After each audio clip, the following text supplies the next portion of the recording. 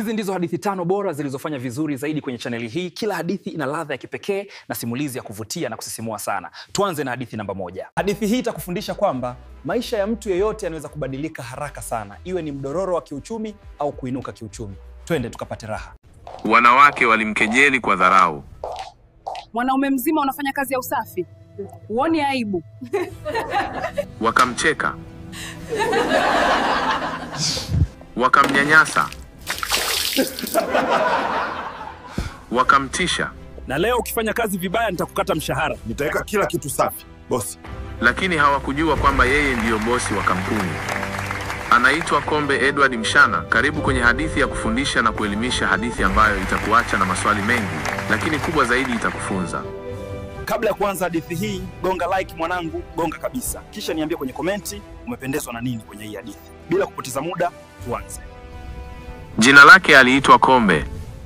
Kijana wa miaka 26, mwenye sura ya upole na moyo wa subira. Alizaliwa na kulelewa na mama yake mjane, Mama Fatuma, katika mitaa ya Mwananyamala, Dar es Salaam. Baba yake aliwahi kuwa mfanyabiashara mkubwa, lakini alifariki Kombe akiwa bado mchanga, hivyo hakuwahi kumjua kwa undani. Kombe hakujua mengi kuhusu baba yake. Mama yake alikuwa akimzungumzia mara chache tu, akisema, "Baba yako alikuwa mtu wa heshima, mwenye maono makubwa, lakini mauti yalitunyakua furaha yetu mapema sana." Baada ya kumaliza chuo, Kombe alipata kazi katika kampuni kubwa sana iitwayo Mavuno Holdings Ltd kama mfanyakazi wa ofisi, hasa kazi za kusafisha na kusaidia kupanga mafaili. Hakujua lolote kuhusu historia ya kampuni hiyo.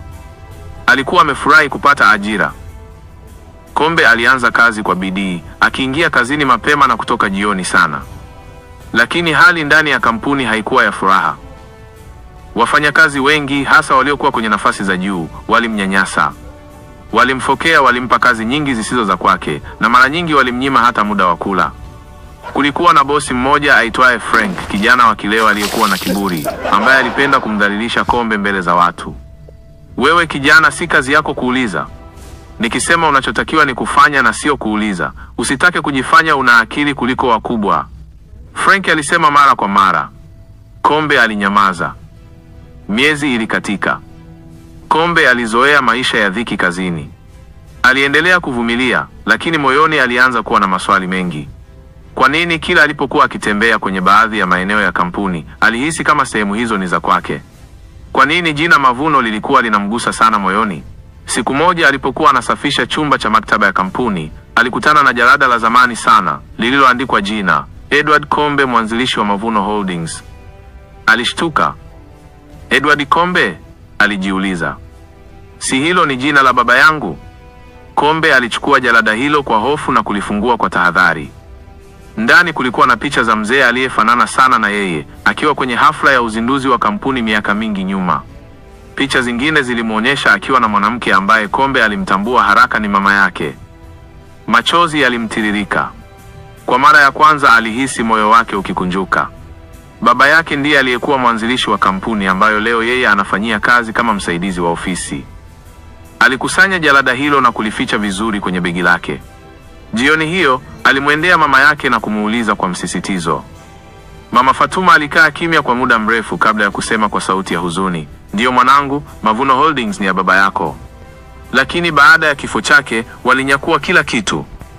Mama Fatuma aliendelea kusimulia, "Baba yako alifariki ghafla akiwa hajamaliza mchakato wa kisheria wa kumilikisha kampuni kwetu. Marafiki zake wa karibu walichukua nafasi hiyo na kuigeuza kuwa yao. Nilijua ipo siku utajua ukweli." Kombe aliapa kimoyomoyo kutafuta haki bila kelele. Hakutaka kuwa kama wale waliomkosea. Alianza kuchunguza ndani ya kampuni, akitafuta nyaraka zaidi kwa siri, akimsaidia hata katibu mkuu wa kampuni, bila kujua kuwa alikuwa akimfungulia milango ya ushahidi. Katika moja ya kazi za usaidizi, Kombe alipelekwa ofisi ya mkurugenzi mkuu aliyekuwa hayupo kazini kwa muda mrefu, alikuwa nje ya nchi kwa matibabu. Ofisi hiyo ilihifadhiwa vizuri, lakini Kombe alipata nafasi ya kuingia ndani kusafisha. Ndani ya kabati moja la chuma alikuta bahasha yenye jina lake, "Kwa Kombe, ukifikisha umri wa miaka 25. Alipofungua alikuta barua ya baba yake iliyoandikwa miaka mingi nyuma. Ilisema, "Mwanangu Kombe, kama umeipata barua hii, basi umekuwa na upo tayari kujua ukweli. Mavuno Holdings ni mali yako. Endapo nitafariki kabla ya kukamilisha mchakato wa urithi, wakili wangu Masudi Mwanaidi atakusaidia kupata haki yako. Kombe alilala usiku huo akiwa hajalala usingizi kabisa. Alikuwa amesoma barua ya baba yake mara 10 bila kuchoka. Asubuhi na mapema, alivaa suti yake pekee aliyokuwa nayo na kuelekea ofisi ya wakili Masudi Mwanaidi, alielekezwa kwenye barua. Wakili huyo mzee alimkaribisha kwa upole, na alipomsikia Kombe akijitambulisha, alishtuka kidogo. Mwana wa Edward Kombe, hatimaye siku imefika, alisema kwa sauti ya kustaajabu. Akamkaribisha ofisini na kumfungulia kabati la zamani lililokuwa limefungwa kwa miongo kadhaa. Ndani yake kulikuwa na nyaraka muhimu sana, hati ya umiliki wa kampuni, wasia wa Edward Kombe. Wakili Masudi alimkabidhi Kombe faili lenye uzito wa historia nzima ya Mavuno Holdings. Kulikuwa na mikataba, risiti, picha za zamani na hata rekodi za mikutano ya bodi ambazo zilionyesha wazi kuwa baba yake ndiye aliyekuwa mwanzilishi wa kampuni hiyo. Baba yako alijenga kampuni hii kutoka sifuri, alisema wakili Masudi. Alinunua kiwanja kwa pesa ya mkopo, akajenga ofisi ya kwanza kwa mbao. Lakini alikufa ghafla baada ya kupata tenda kubwa kutoka serikalini, kabla hajakamilisha taratibu za kukumilikisha wewe kama mrithi. Kombe alihisi mchanganyiko wa furaha, hasira na mshangao. Nini kinapaswa kufanyika sasa? Aliuliza kwa sauti ya hofu. Masudi alimtazama kwa makini, kisha akasema, kuna njia mbili. Moja, ni kutumia ushahidi huu kwenda mahakamani kushinikiza urithi wako.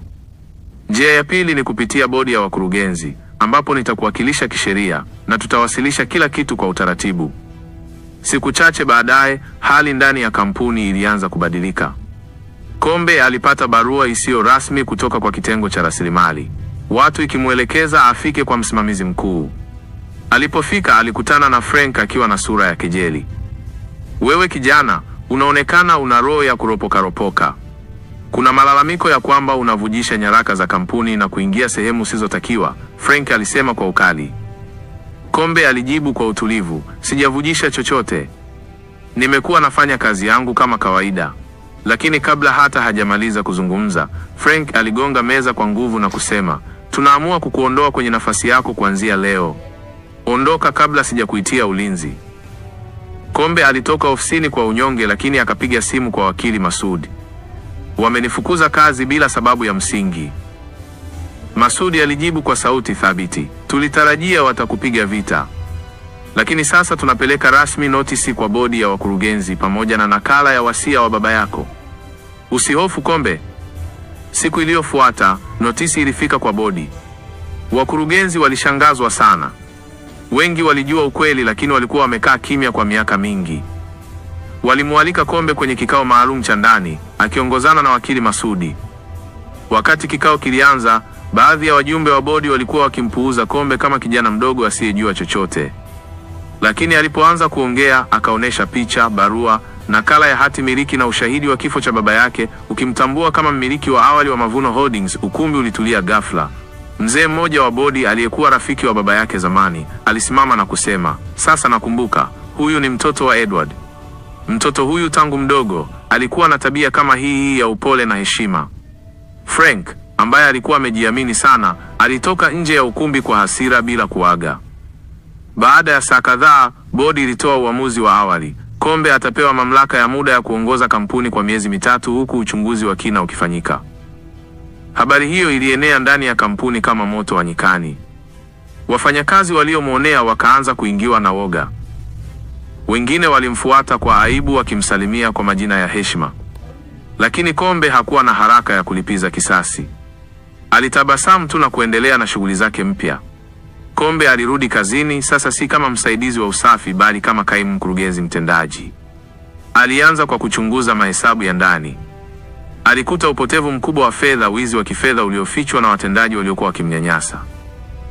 Alimuita mkaguzi wa hesabu huru na kuagiza ukaguzi wa kina. Frank na genge lake walifumaniwa wakiwa wameingiza zaidi ya shilingi milioni 200 kwa njia ya wizi wa mikataba ya hewa. Bodi ilikaa tena. Frank na wengine 4 walifukuzwa kazi rasmi na kesi ya jinai ikafunguliwa dhidi yao. Kombe alitangaza rasmi mbele ya vyombo vya habari kuwa ameanza mchakato wa kufanya mabadiliko makubwa ya kiuongozi. Alisisitiza maadili, uadilifu na uwajibikaji kazini. Aliwaita wafanyakazi wote kwenye ukumbi wa mikutano na kusema kwa sauti ya unyenyekevu, "Nilianza hapa nikiwa nanyanyaswa.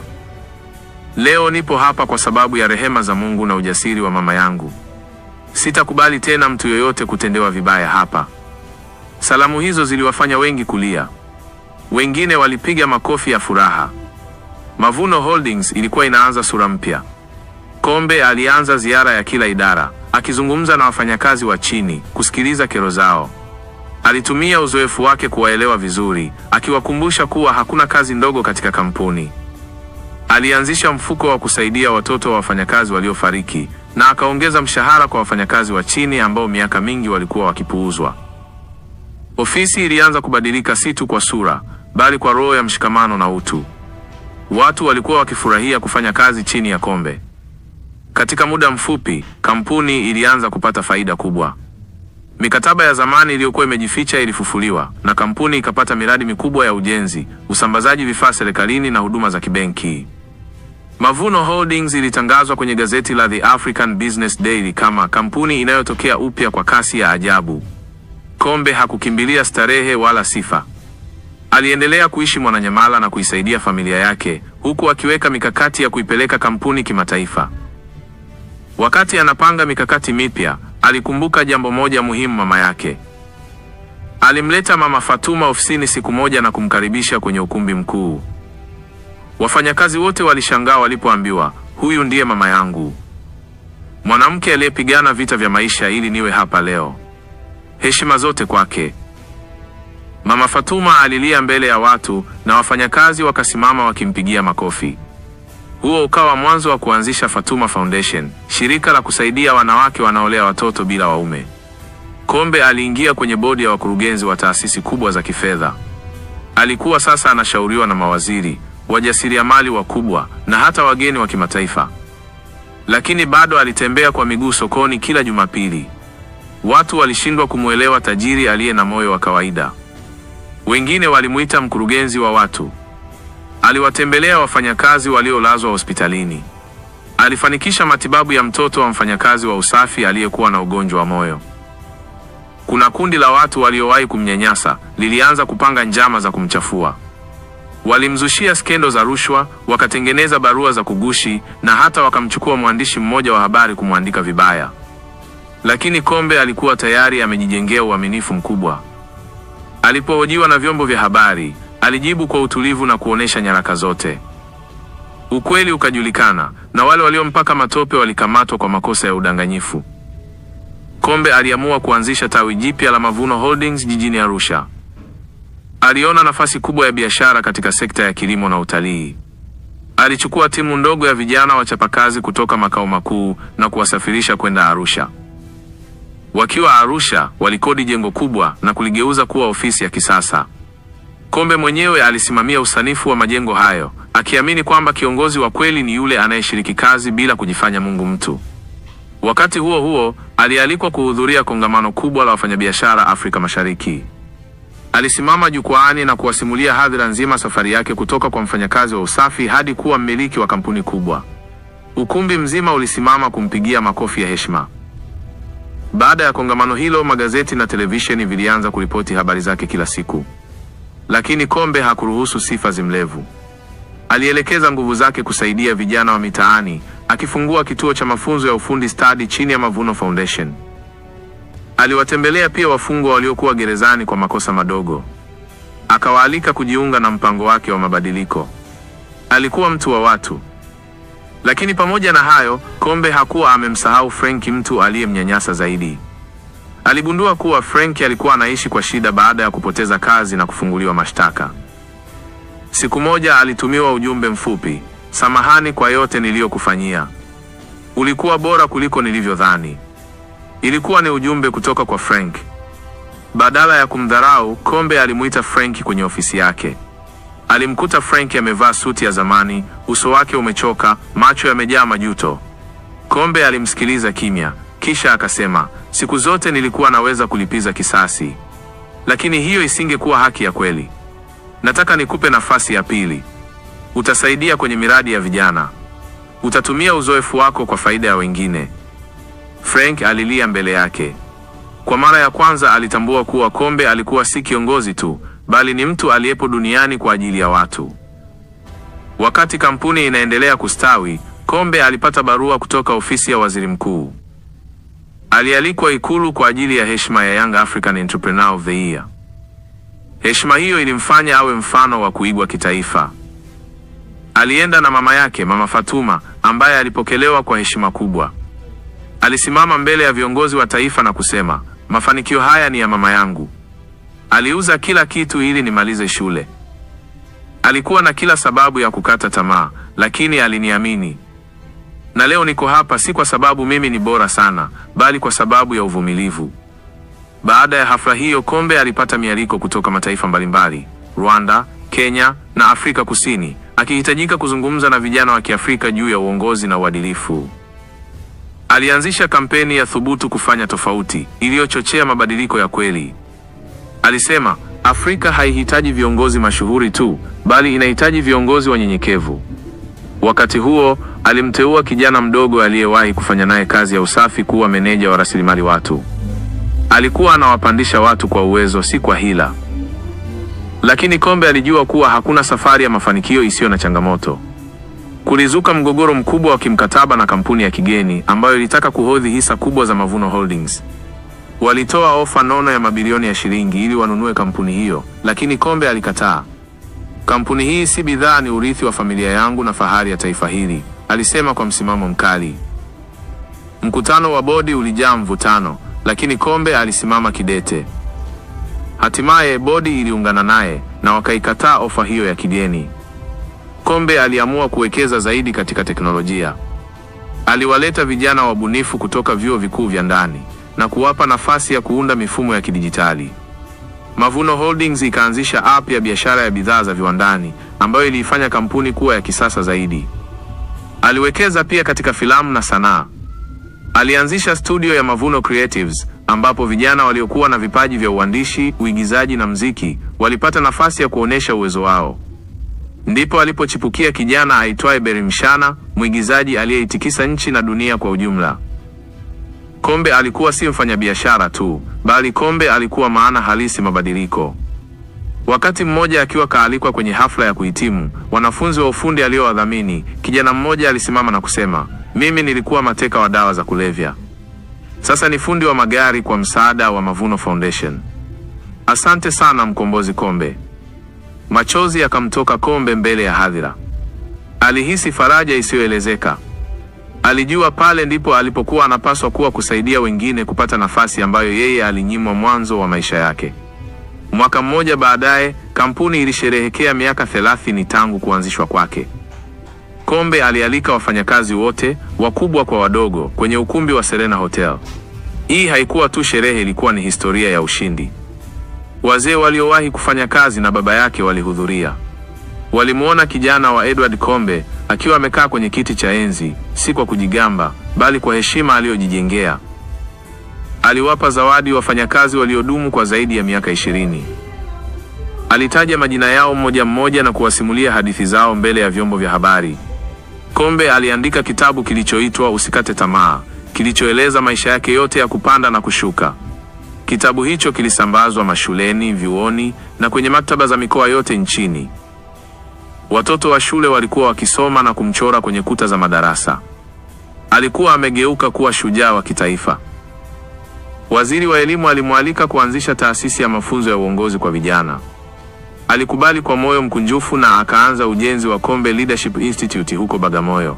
Siku moja, Kombe aliwaita wafanyakazi wake wote kwenye ukumbi ule ule alioanza kazi miaka mingi iliyopita kama mfagizi, na akasema kwa sauti ya upole lakini thabiti, miaka iliyopita nilifagilia sakafu hii.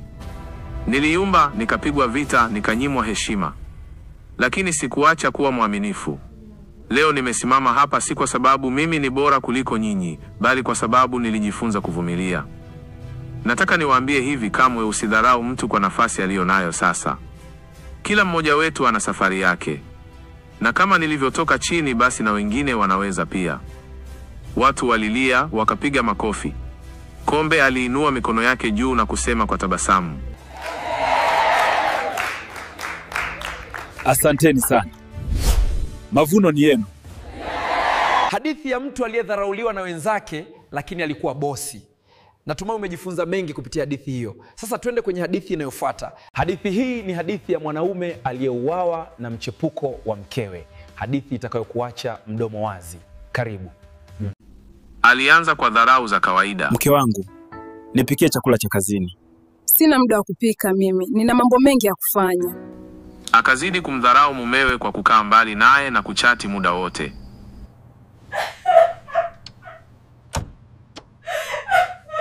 Mumewe akamfumania. Akamuingiza mumewe kwenye mtego wa kutekwa na mchepuko. Kisha mchepuko akamwambia maneno haya kabla ya kumuua. Nilitamani ufe, lakini nikagundua kutamani ya kutofanya wewe kufa. Ni lazima nichukue hatua sasa. Siri ikafichuka juu ya mauaji hayo. Ndugu zangu, nisameheni kama nimefanya makosa, lakini kama nikipotea au kufa ghafla, tafuteni majibu ndani ya flash hii. Kabla ya kuanza hadithi hii, gonga like mwanangu, gonga kabisa. Kisha niambie kwenye komenti umependezwa na nini kwenye hii hadithi. Bila kupoteza muda, tuanze. Sauti ya mpigaji gitaa wa mtaa wa Mwananyamala ilipenya kupitia madirisha ya nyumba ya kupanga. Dani alikuwa amekaa sebuleni, meza ya plastiki mbele yake ikiwa na chai iliyoisha joto. Macho yake yalikuwa yamejaa fikra nzito, akimtazama mke wake Ana aliyevaa gauni jeupe, akitizama video kwenye simu yake, huku akicheka peke yake. Dani alitabasamu kwa mbali, lakini ndani yake, moyo wake ulikuwa na maswali mengi. Alimuita. Ana, mbona siku hizi hunijali sana, huniandalii chakula changu cha kazini? Aliuliza kwa upole, akiwa anavuta pumzi ya kina. Ana alitazama juu, akipiga kijicho. Unaumwa na njaa? Si nilikwambia upike mwenyewe siku hizi, nipo bize sana. Dani alinyamaza. Ilikuwa sio mara ya kwanza kusikia jibu kama hilo. Lakini leo lilimuumiza tofauti.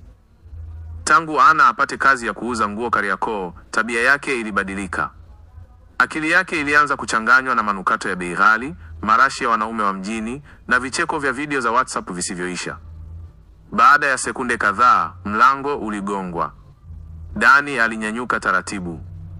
Alifungua na kukutana uso kwa uso na kijana mmoja mrefu, mwenye mionekano ya kistaarabu, suruali ya kitambaa na t-shirt. Samahani bro, Ana yupo? Aliuliza kijana yule, bila hata kumwangalia Dani usoni. Dani alikodoa macho. Wewe nani? Ni jamaa yake wa kazi Kariakoo.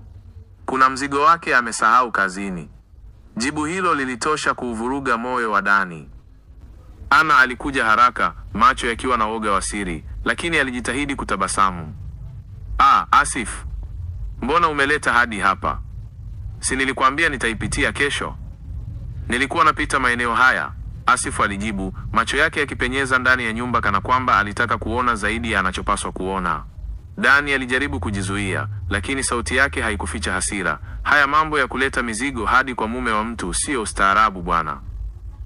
Asifu alitabasamu, tabasamu lililojaa dharau iliyopakwa upole. Pole kaka, sitarudia. Alipoondoka, Dani alibaki amesimama mlangoni akimwangalia Ana kwa macho yaliyojaa maswali mazito kuliko siku zote. Ana alimtazama na kusema kwa sauti ya ukali, usianze kuleta mambo yako ya wivu hapa nyumbani. Huyo ni jamaa wa kazi tu. Lakini moyo wa Dani haukukubali jibu hilo. Usiku huo, alilala kitandani peke yake, Ana akiwa sebuleni akicheka na simu yake hadi saa 9 usiku. Alijua kuna jambo linaendelea, lakini hakujua kuwa hilo ni toleo dogo tu la msimu wa maangamizi. Mwanzo na mwisho wake ulikuwa unachorwa kimya kimya kwenye vicheko vya Ana na hatua za Asif. Lakini Dani hakuwa mwepesi.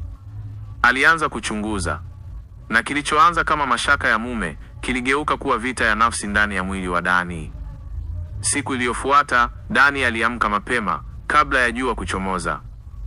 Alivaa suruali ya jeans na tisheti ya kijivu, akaweka daftari dogo mfukoni. Lengo lake halikuwa kwenda kazini kama kawaida. Leo alikuwa na mpango tofauti, kufuatilia mienendo ya Ana. Alimwacha Ana amelala, akazima simu yake na kutoka kimya kimya. Alijua kuwa Ana huwa anaondoka nyumbani saa 2 kamili asubuhi kwenda Kariakoo, lakini kwa wiki kadhaa sasa amekuwa akirudi jioni akiwa na marashi ya kigeni na pesa zisizojulikana zilikotoka. Dani alisimama kona ya mtaa akisubiri. Saa 2 kasorobo, Ana alitoka akiwa amependeza ajabu, gauni fupi lenye miraba mirefu na viatu virefu vya ofisini. Alijipulizia manukato, akaingia kwenye bajaji aliyokuwa ameagiza. Dani alichukua bodaboda na kumfuata kwa mbali. Haikuchukua muda kugundua kuwa Kariakoo sio alikoenda. Bajaji ilipitia mtaa wa Makumbusho, ikazunguka hadi eneo la Kinondoni na kusimama mbele ya hoteli ndogo ya kificho yenye jina lililofutika kutokana na uchakavu wa muda. Dani alishuka kwenye bodaboda kwa mbali na kujificha nyuma ya kibanda cha wakala. Alimuona Ana akilakiwa na Asif, yule jamaa wa mizigo. Walikumbatiana kana kwamba wameishi pamoja miaka 5. Kisha wakapotea ndani ya hoteli. Dani aliketi chini akijitahidi kuzuia machozi.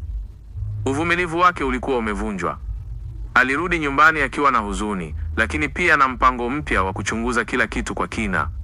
Alitaka ukweli wote, hadi ukweli wa mwisho.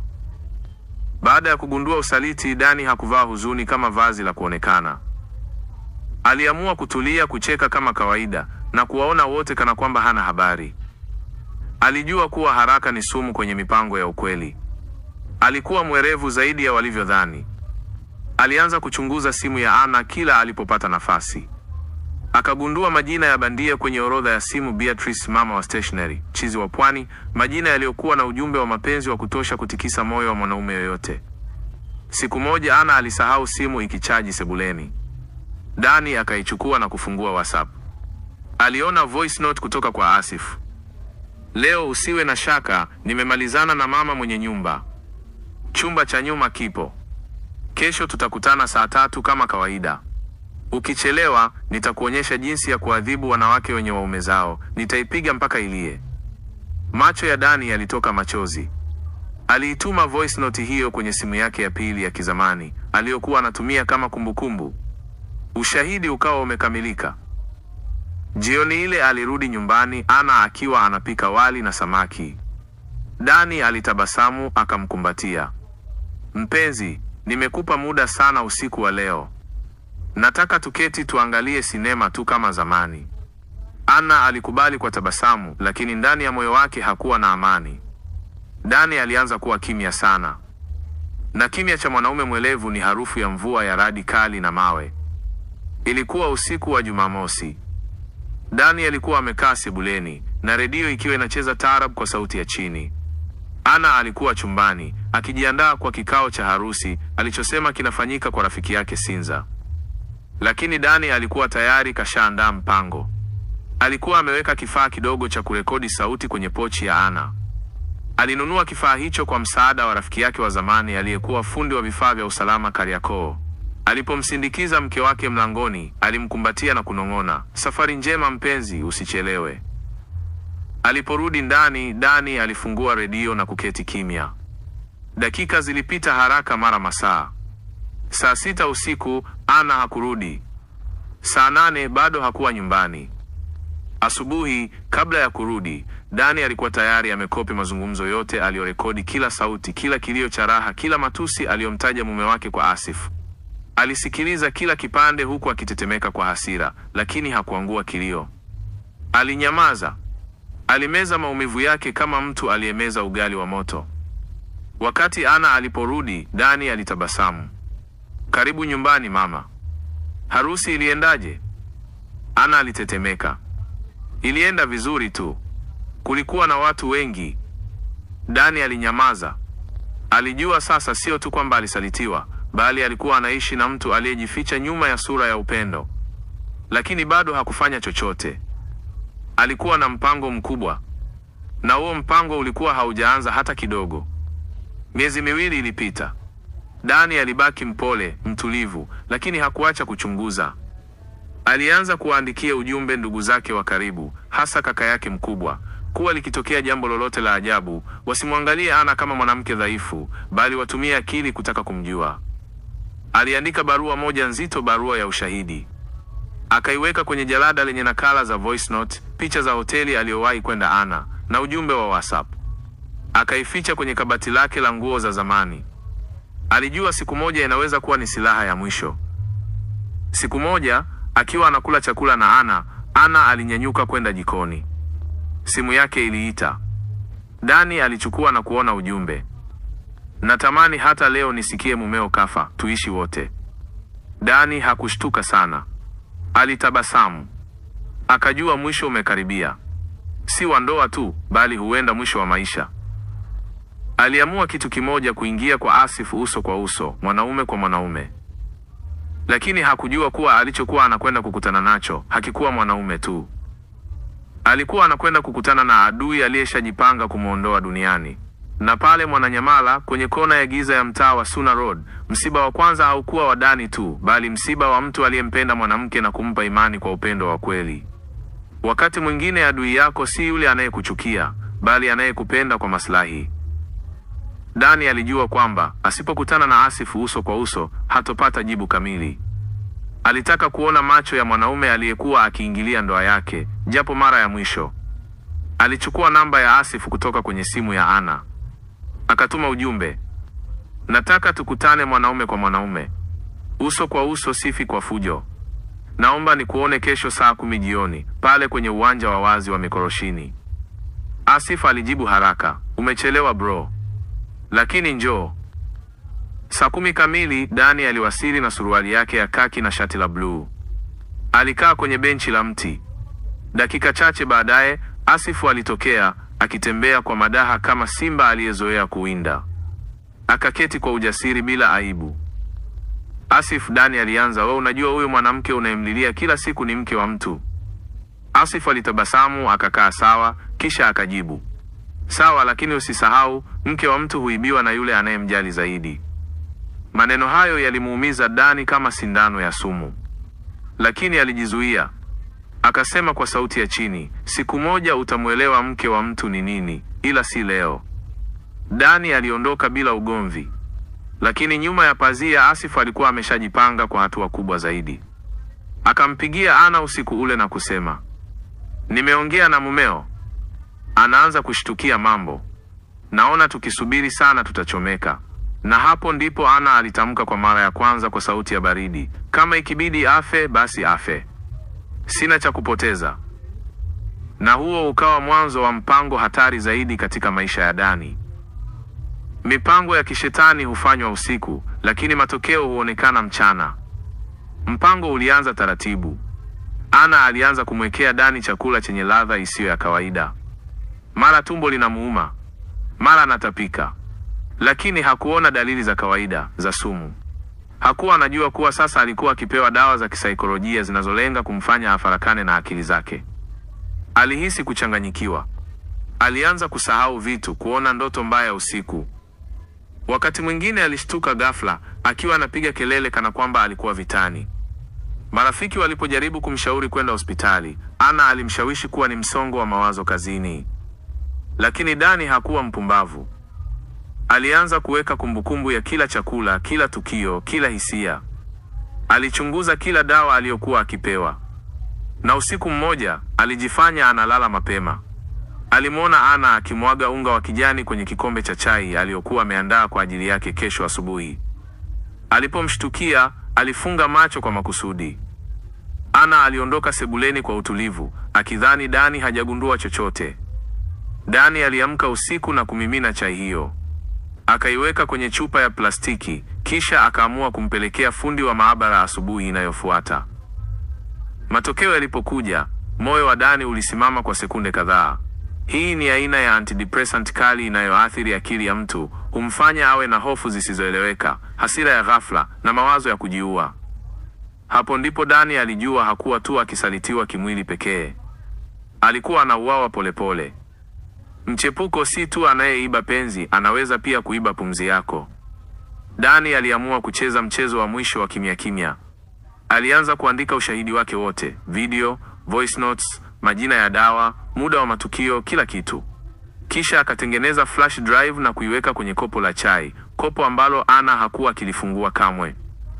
Kama kingetokea chochote alikuwa amejiandaa. Lakini usiku mmoja, wakati Dani akiwa kazini, jirani mmoja alimpigia simu kwa haraka. Dani, kuna watu wawili wameingia nyumbani kwako kwa nguvu. Nadhani wamekuja kukuibia au kukufanya kitu kibaya. Mbona wanavunja kabati zako? Dani alishtuka. Alikuwa kazini Salenda. Akaazima bodaboda ya dereva wa kampuni, akapiga mbio hadi Mwananyamala. Alipofika, nyumba ilikuwa kimya. Mlango wake ulikuwa umefunguliwa nusu. Akainama na kutembea taratibu. Akapiga hatua chache ndani. Ghafla kitu kizito kikampiga kichwani. Giza. Kimya. Giza. Kimya. Siku ukikutana na giza la hila, utajua kuwa si kila usiku unahitaji usingizi. Dani aliamka akiwa kwenye giza, mikono ikiwa imefungwa nyuma kwa waya wa plastiki. Alikuwa ndani ya chumba kisicho na dirisha, sakafu ya zege, taa ya buluu iliyomulikwa juu. Alisikia sauti ya Asif. Niliwahi kutamani ufe, lakini nikagundua huwezi kufa kwa matamanio yangu pekee, ni mpaka nifanye vitendo, na sasa upo njiani kufa. Asif alimsogelea, akamshika Dani kwa uso. Kama mkeo mwenyewe amesema hawezi kuishi na wewe, mimi ni nani nikatae? Macho ya Dani yalikuwa na uhai wa mwisho. Lakini hakukata tamaa. Akasema kwa sauti dhaifu, mwanamume haishi kwa mapenzi ya mdomo, huishi kwa heshima na ukweli. Siku moja utajua maana yake. Asif alicheka. Wewe umezidi kuwa muhenga bana, wewe mshamba kila kitu, ndo maana hata mkeo tunamnyandua. Kisha Asif akaondoka. Na saa chache baadaye, Dani hakuonekana tena. Mwili unaweza kufa, lakini ukweli huibuka hata kwenye kaburi lililofukiwa vizuri. Siku 3 baadaye, mwili wa Dani ulipatikana umeokotwa kwenye mtaro uliopo maeneo ya Mbezi Mtoni, ukiwa hauna jeraha lolote la wazi, lakini damu yote ikiwa imekaukia ndani. Wataalamu walishindwa kuelewa sababu ya kifo. Ana alipokea taarifa akiwa baa. Alilia mbele za watu, akapiga kelele za huzuni, akapewa rambirambi. Lakini ndani ya nafsi yake alikuwa na utulivu wa ajabu. Asif na Ana walikutana usiku wa mazishi. Walikumbatiana wakipanga kuanza maisha mapya. Walikuwa huru sasa. Hawakujua kuwa flash drive iliyokuwa ndani ya kopo la chai ilikuwa tayari imegunduliwa na kaka wa Dani aliyekuja kuchukua nguo za Dani baada ya msiba. Ndani ya siku chache siri zote zilianza kufichuka. Kaka wa Dani aliyejulikana kwa jina la Nuhu alikuwa mtu wa kazi sana, mkimya lakini mwenye akili ya haraka. Wakati wa usafi baada ya msiba, alipokutana na kopo la chai lililokuwa limefungwa vizuri, moyo wake ulimuuma. Alihisi Dani alikuwa ameacha ujumbe mahali. Ndani ya kopo alikuta flash drive ndogo ya kijani. Hakuisema kwa mtu yoyote. Usiku ule, alichukua laptop ya mtoto wake na kuifungua flash drive hiyo. Hakuamini macho yake. Ulikuwa ushahidi wa kila kitu: rekodi za sauti za Ana na Asif, picha za hoteli, majina ya dawa, ujumbe wa vitisho, na hata voice note ya Dani aliyorekodi usiku kabla hajapotea. Ujumbe huo ulisema, ndugu zangu, nisameheni kama nimefanya makosa. Lakini kama nikipotea au kufa ghafla, tafuteni majibu ndani ya flash hii. Si ajali, si msongo wa mawazo, ni mauaji. Nuhu alifunga laptop kwa mikono inayotetemeka. Machozi yalimtoka kimya kimya. Alijua kazi ya kaka yake haijakwisha. Ilikuwa imeanza rasmi. Kesho yake asubuhi, Nuhu alitembea hadi kituo kikuu cha polisi cha Oyster Bay. Alimkabidhi afande mmoja mzee mwenye utulivu wa ajabu flash drive hiyo pamoja na maelezo yote. Maofisa wa upelelezi wakaanza kazi kimya kimya. Walichunguza kumbukumbu za simu za Dani, rekodi za miamala ya hoteli, CCTV za eneo la Kinondoni, na hata kamera ya mtaa iliyomuonyesha Dani akivutwa ndani ya nyumba moja usiku wa tukio. Ushahidi ukawa mzito kupita kawaida. Baada ya siku 4 tu, askari waliwavizia Ana na Asif walipokuwa wakitoka mgahawani Mikocheni. Walikamatwa papo hapo. Kwanza walikana, lakini walipoonyeshwa baadhi ya rekodi, macho yao yakawaka. Ana alianza kulia kwa hofu. Asif alijifanya mjanja, lakini rekodi ya voice note aliyotuma mwenyewe ikisema, natamani mumeo afe hata sasa, tubaki wenyewe, ikakamilisha kesi. Haki ya marehemu huishi kwenye midomo ya wale waliobaki. Habari za kukamatwa kwa Ana na Asif zilisambaa kama moto porini. Wananchi walikusanyika mahakamani kusikia kesi ya mke na mchepuko wake kumuua mume wa ndoa. Kila mtu alihisi machungu. Kila mmoja alijiona kwenye viatu vya Dani, mwanaume aliyependana kwa dhati, lakini akapewa kifo badala ya mapenzi. Mahakama ilipokea ushahidi wote. Wakili wa serikali alisimama na kusema, Mheshimiwa Jaji, Mauaji haya ni ya kisasa, lakini ya kinyama kuliko hata kuchoma mtu moto. Walimtesa kiakili, wakamharibu kisaikolojia, na kisha wakamfanya aonekane kama mtu aliyekufa kwa msongo wa mawazo. Ana alilia mahakamani. Alitaka kuonekana hana hatia. Lakini wakati Asifu aliposimama na kusema, ni yeye alitaka tumuondoe Dani, nilipinga mara ya kwanza. Watu wote walipumua kwa mshangao. Ana akatetemeka. Alitaka kukataa, lakini sauti ya Asifu ilizika kila hoja. Wote wawili walikosa huruma. Ukipanga kifo cha mtu, jiandae na kaburi lako pia. Hukumu ilitolewa wiki 3 baadaye. Jaji akasema, kwa kosa la kula njama, kutumia sumu ya kisaikolojia na mauaji ya kudhamiria, mahakama hii inawahukumu Ana na Asif kifungo cha maisha gerezani bila msamaha. Kilio kilisikika mahakamani, si cha huruma kwa watuhumiwa, bali cha huzuni kwa Dani, ambaye aliweza kuona kifo chake kikimjia polepole, lakini bado akaamua kutunza heshima ya ndoa hadi mwisho. Ana alipigwa na butwaa. Alijua maisha yake yameisha. Hakuna tena mavazi ya Kariakoo, hakuna tena lipstick za bei ghali. Alibaki na sare ya rangi ya majivu, akilini akiwa na kosa lisilosahaulika, kumuua mtu aliyempenda kuliko familia yake. Asif naye alibaki na chuki ya mtaa mzima. Aligeuka adui wa taifa. Hakuna aliyeamini mwanaume anayeweza kupora mke wa mtu na kumuua mumewe kisha aendelee na maisha kama kawaida. Wema hulipwa na Mungu, lakini uovu hukulipa hapa hapa duniani. Miaka 2 baadaye, gerezani, Ana alipoteza fahamu mara 2 kwa msongo wa mawazo. Asif aliwahi kuchomwa na kijiko cha moto na wafungwa wenzake waliomchukia. Maisha yao yakawa kama sinema ya mateso isiyoisha. Nuhu, kaka wa Dani, alisimama siku moja mbele ya kaburi la mdogo wake, akasema kwa sauti, umetendewa ukatili, lakini umeacha urithi mkubwa. Umenifundisha kuwa sio kila anayesema nakupenda anakupenda, na sio kila kimya ni upole. Kimya kingine ni maandalizi ya msiba. Hadithi ya Dani haikusahaulika. Ilifundisha jamii, sio kila anayesema anakupenda anakupenda wewe, wengine wanakupenda kwa ajili ya maslahi yao binafsi. Naam, naona mmeshangazwa na hadithi hii yenye nguvu na mafunzo. Basi acheni niwajulishe kwamba hadithi inayofuata ina nguvu zaidi. Karibuni kwenye hadithi namba 3. Hadithi hii inamhusu kijana mmoja asiye na ndugu ambaye alimsaidia mzee aliyegongwa na gari, ambaye alibainika kuwa baba yake mzazi. Karibu. Aligongwa na gari. Badala ya kumpa msaada, watu wakawa wanampiga picha, wengine wanalaumu. Lakini Musa alimsaidia, akamuingiza kwenye taksi na kumpeleka hospitali. Lakini Musa hakujua kwamba aliyemsaidia ni baba yake mzazi. Kabla ya kuanza hadithi hii, gonga like mwanangu, gonga kabisa. Kisha niambie kwenye komenti umependezwa na nini kwenye hii hadithi. Bila kupoteza muda, tuanze. Muda wa saa 11 jioni, jua lilikuwa linaelekea kuzama, anga ikiwa na mchanganyiko wa rangi za machungwa na buluu iliyochafuka. Barabara ya Kawawa pale Kinondoni ilikuwa na harakati za kawaida za jioni. Gari ndogo aina ya Toyota IST lilivurumisha kwa kasi na ghafla boom. Mlio wa ajabu ulivuruga vichwa vya wapita njia. Watu walikusanyika, wengine wakichukua video kwa simu, lakini kijana mmoja alikimbia moja kwa moja bila kusita. Aliinama akakagua hali ya mzee huyo ambaye alikuwa na damu mdomoni na uso wake ukiwa umevimba upande mmoja. Baba usiongee sana, ngoja nikupatie msaada haraka, kijana huyo alisema kwa ujasiri huku akitafuta teksi kwa haraka. Alifanikiwa kumuingiza kwenye teksi, akamwelekeza dereva wapeleke hospitali ya Mwananyamala. Kijana huyo aliitwa Musa, mwenye miaka 25, fundi seremala mdogo anayefanya kazi kwenye karakana ya mbao mtaa wa Vigaeni. Hakuwahi kumuona baba yake tangu azaliwe. Hospitali ya Mwananyamala, chumba cha dharura kilikuwa na harufu ya dawa na kelele za wagonjwa na wauguzi waliokuwa bize.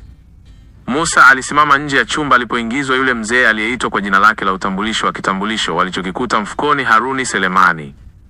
Musa alitetemeka kidogo alipomwona daktari akimwita.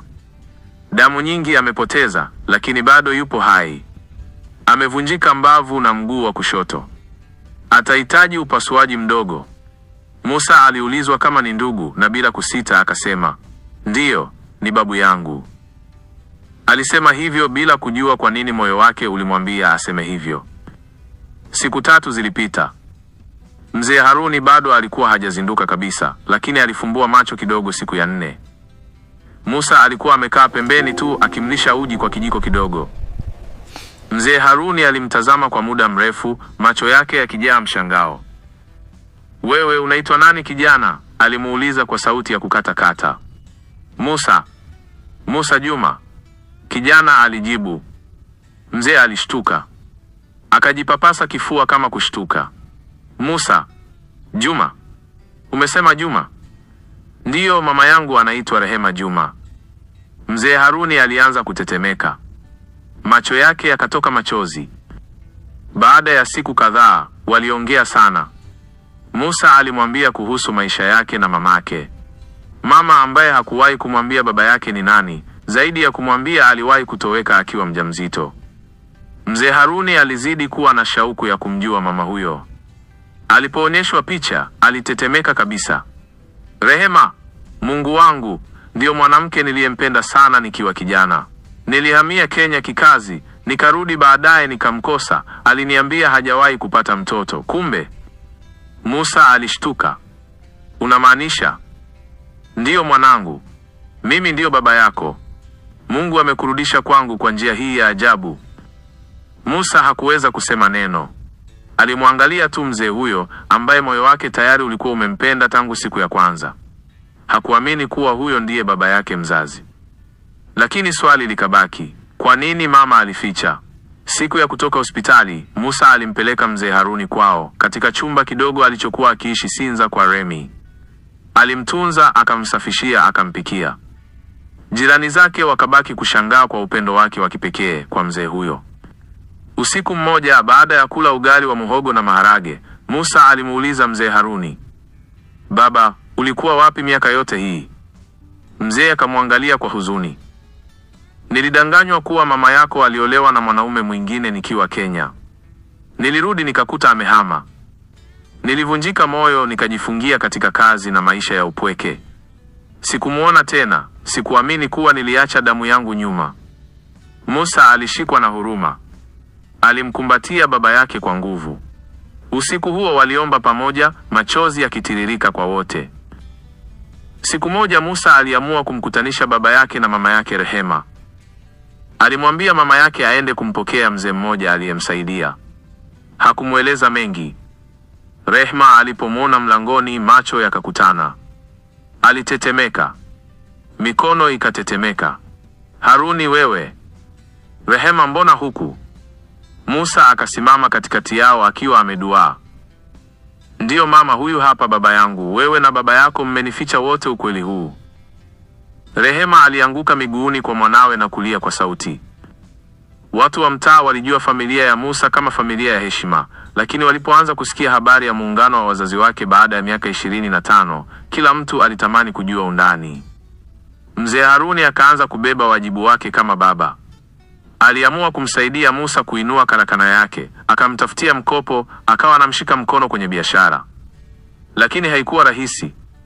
Majirani wengine walianza kunena, huyu mzee kaja sasa anataka kuharibu maisha ya kijana. Muda wote alikuwa wapi? Musa aliwaambia, huyu ni baba yangu. Nimemsamehe na nitamheshimu hadi mwisho wa maisha yangu.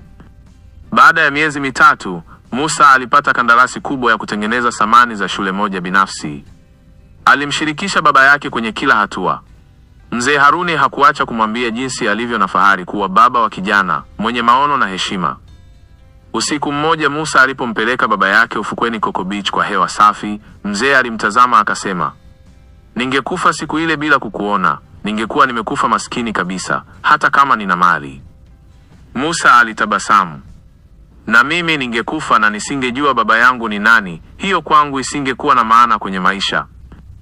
Lakini maisha hayakukoma hapo. Wakati wakifurahia familia kuungana tena, mwanamke mmoja aliibuka.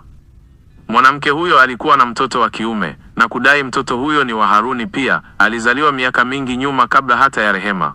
Aliibuka ghafla na kutishia kwenda mahakamani kudai urithi wa mali ya Haruni na haki ya mtoto wake.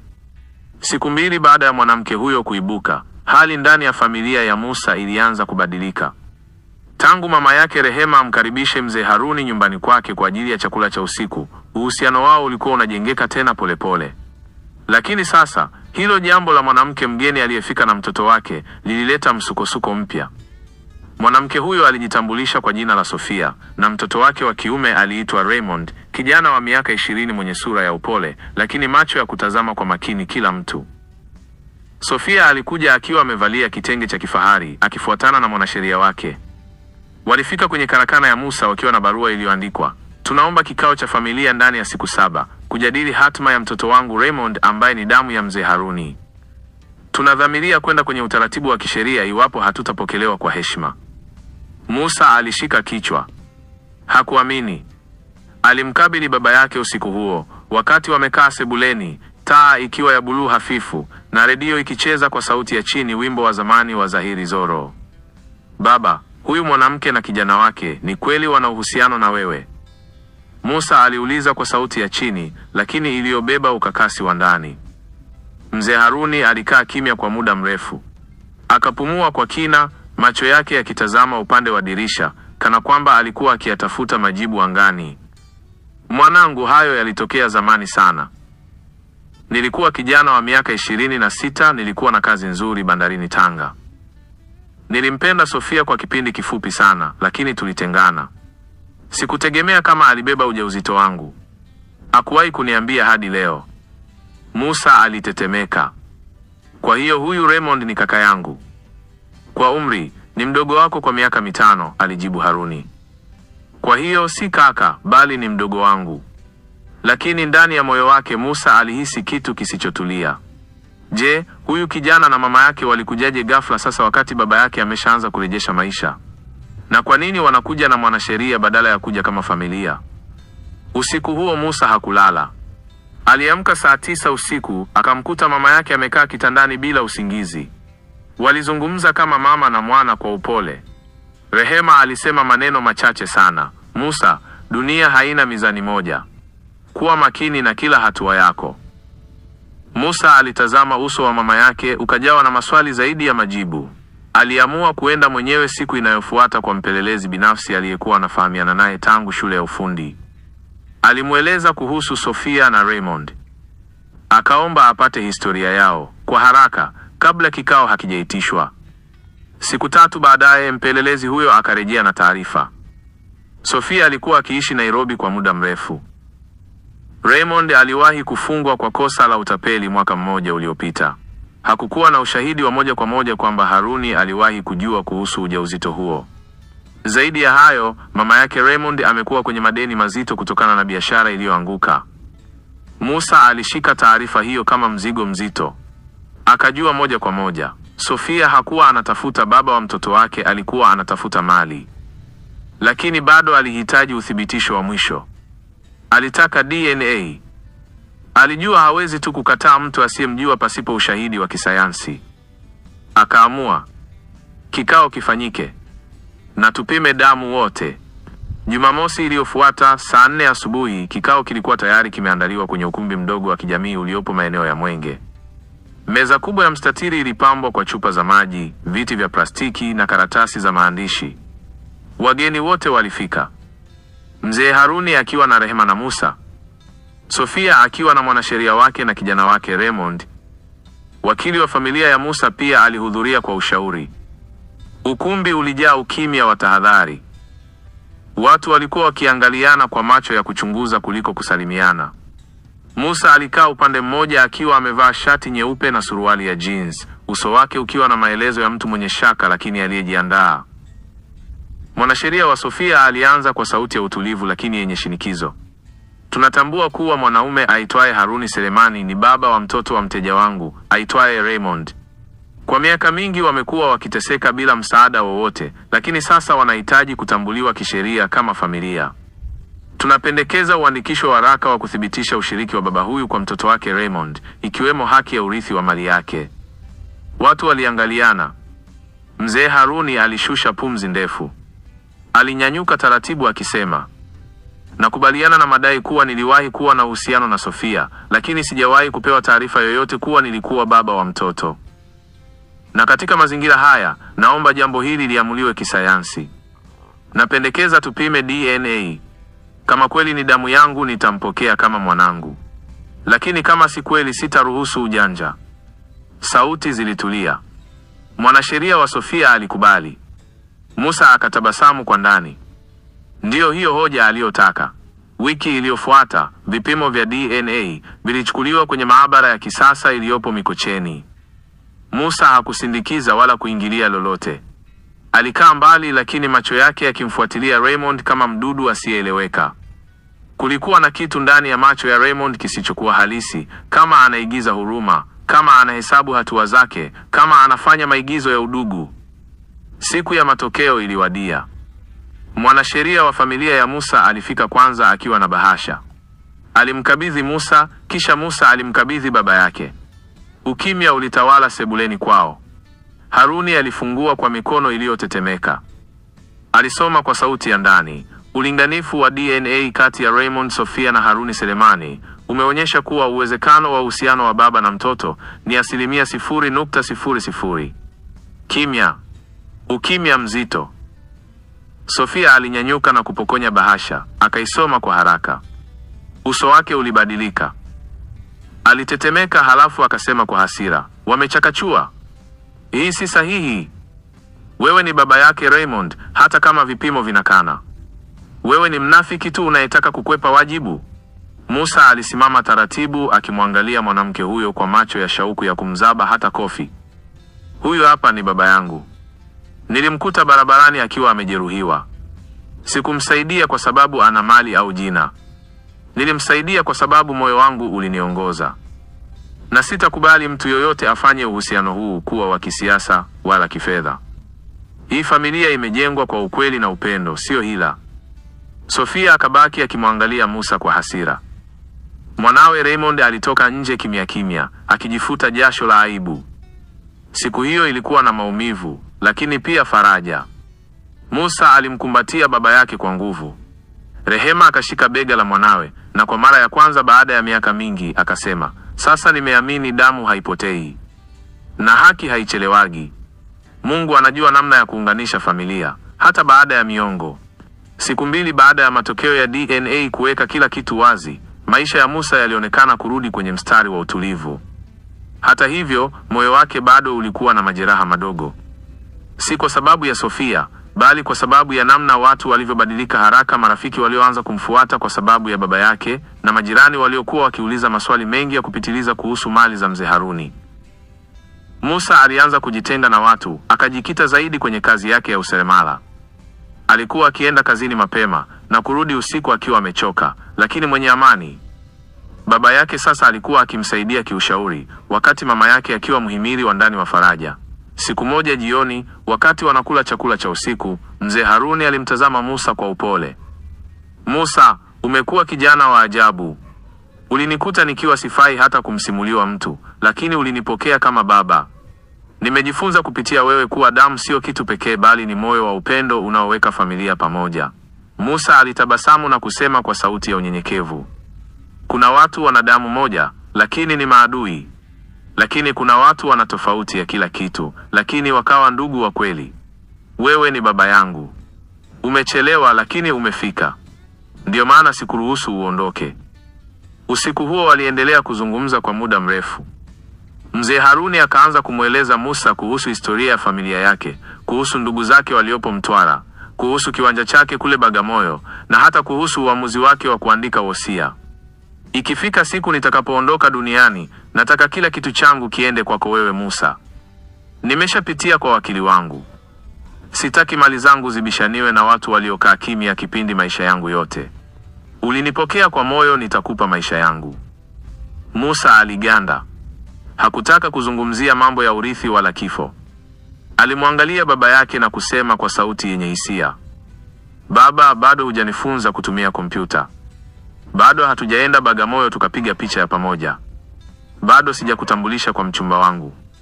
Usifikirie kifo kabla hujawa rafiki yangu kikamilifu." Walicheka wote watatu, Musa, mama yake Rehema na mzee Haruni. Ilikuwa mara ya kwanza walipiga kicheko cha pamoja kama familia kamili. Lakini siku hiyo hiyo usiku, msiba ulitokea upande mwingine. Mzee Haruni alipokea simu kutoka kwa mdogo wake aliyekuwa akiishi Mtwara. Simu hiyo ilimwarifu kuwa nyumba ya familia yao iliyokuwa kijijini Mbuo ilikuwa imeteketea kwa moto. Chanzo cha moto hakikujulikana bado, lakini mali zote zilizokuwa ndani, pamoja na hati za ardhi na kumbukumbu muhimu ziliteketea. Mzee Haruni alitetemeka. Ilikuwa kama ndoto mbaya isiyomalizika. Musa alimuona baba yake akitetemeka kwa machozi, akasema kwa sauti ya pole, "Baba, tunaanza upya. Mali haiwezi kuja juu ya uhai. Tuende Mtwara, tusimame kama wanaume. Nitakuwa nyuma yako." Siku iliyofuata, walipanda basi la saa 2 asubuhi kuelekea Mtwara. Safari ilikuwa ndefu ya saa 11, lakini ilikuwa safari ya matumaini.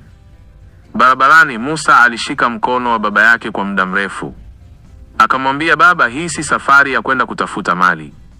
Hii ni safari ya kuokoa heshima ya jina lako. Na mimi nipo pamoja na wewe hadi mwisho." Safari ya kuelekea Mtwara ilikuwa ndefu, ya ukimya mwingi na tafakari nzito.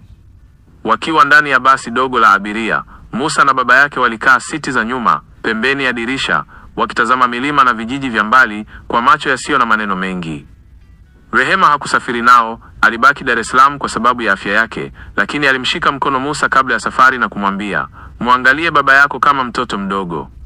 Ukimwacha aporomoke, wewe ndiye utaanguka naye."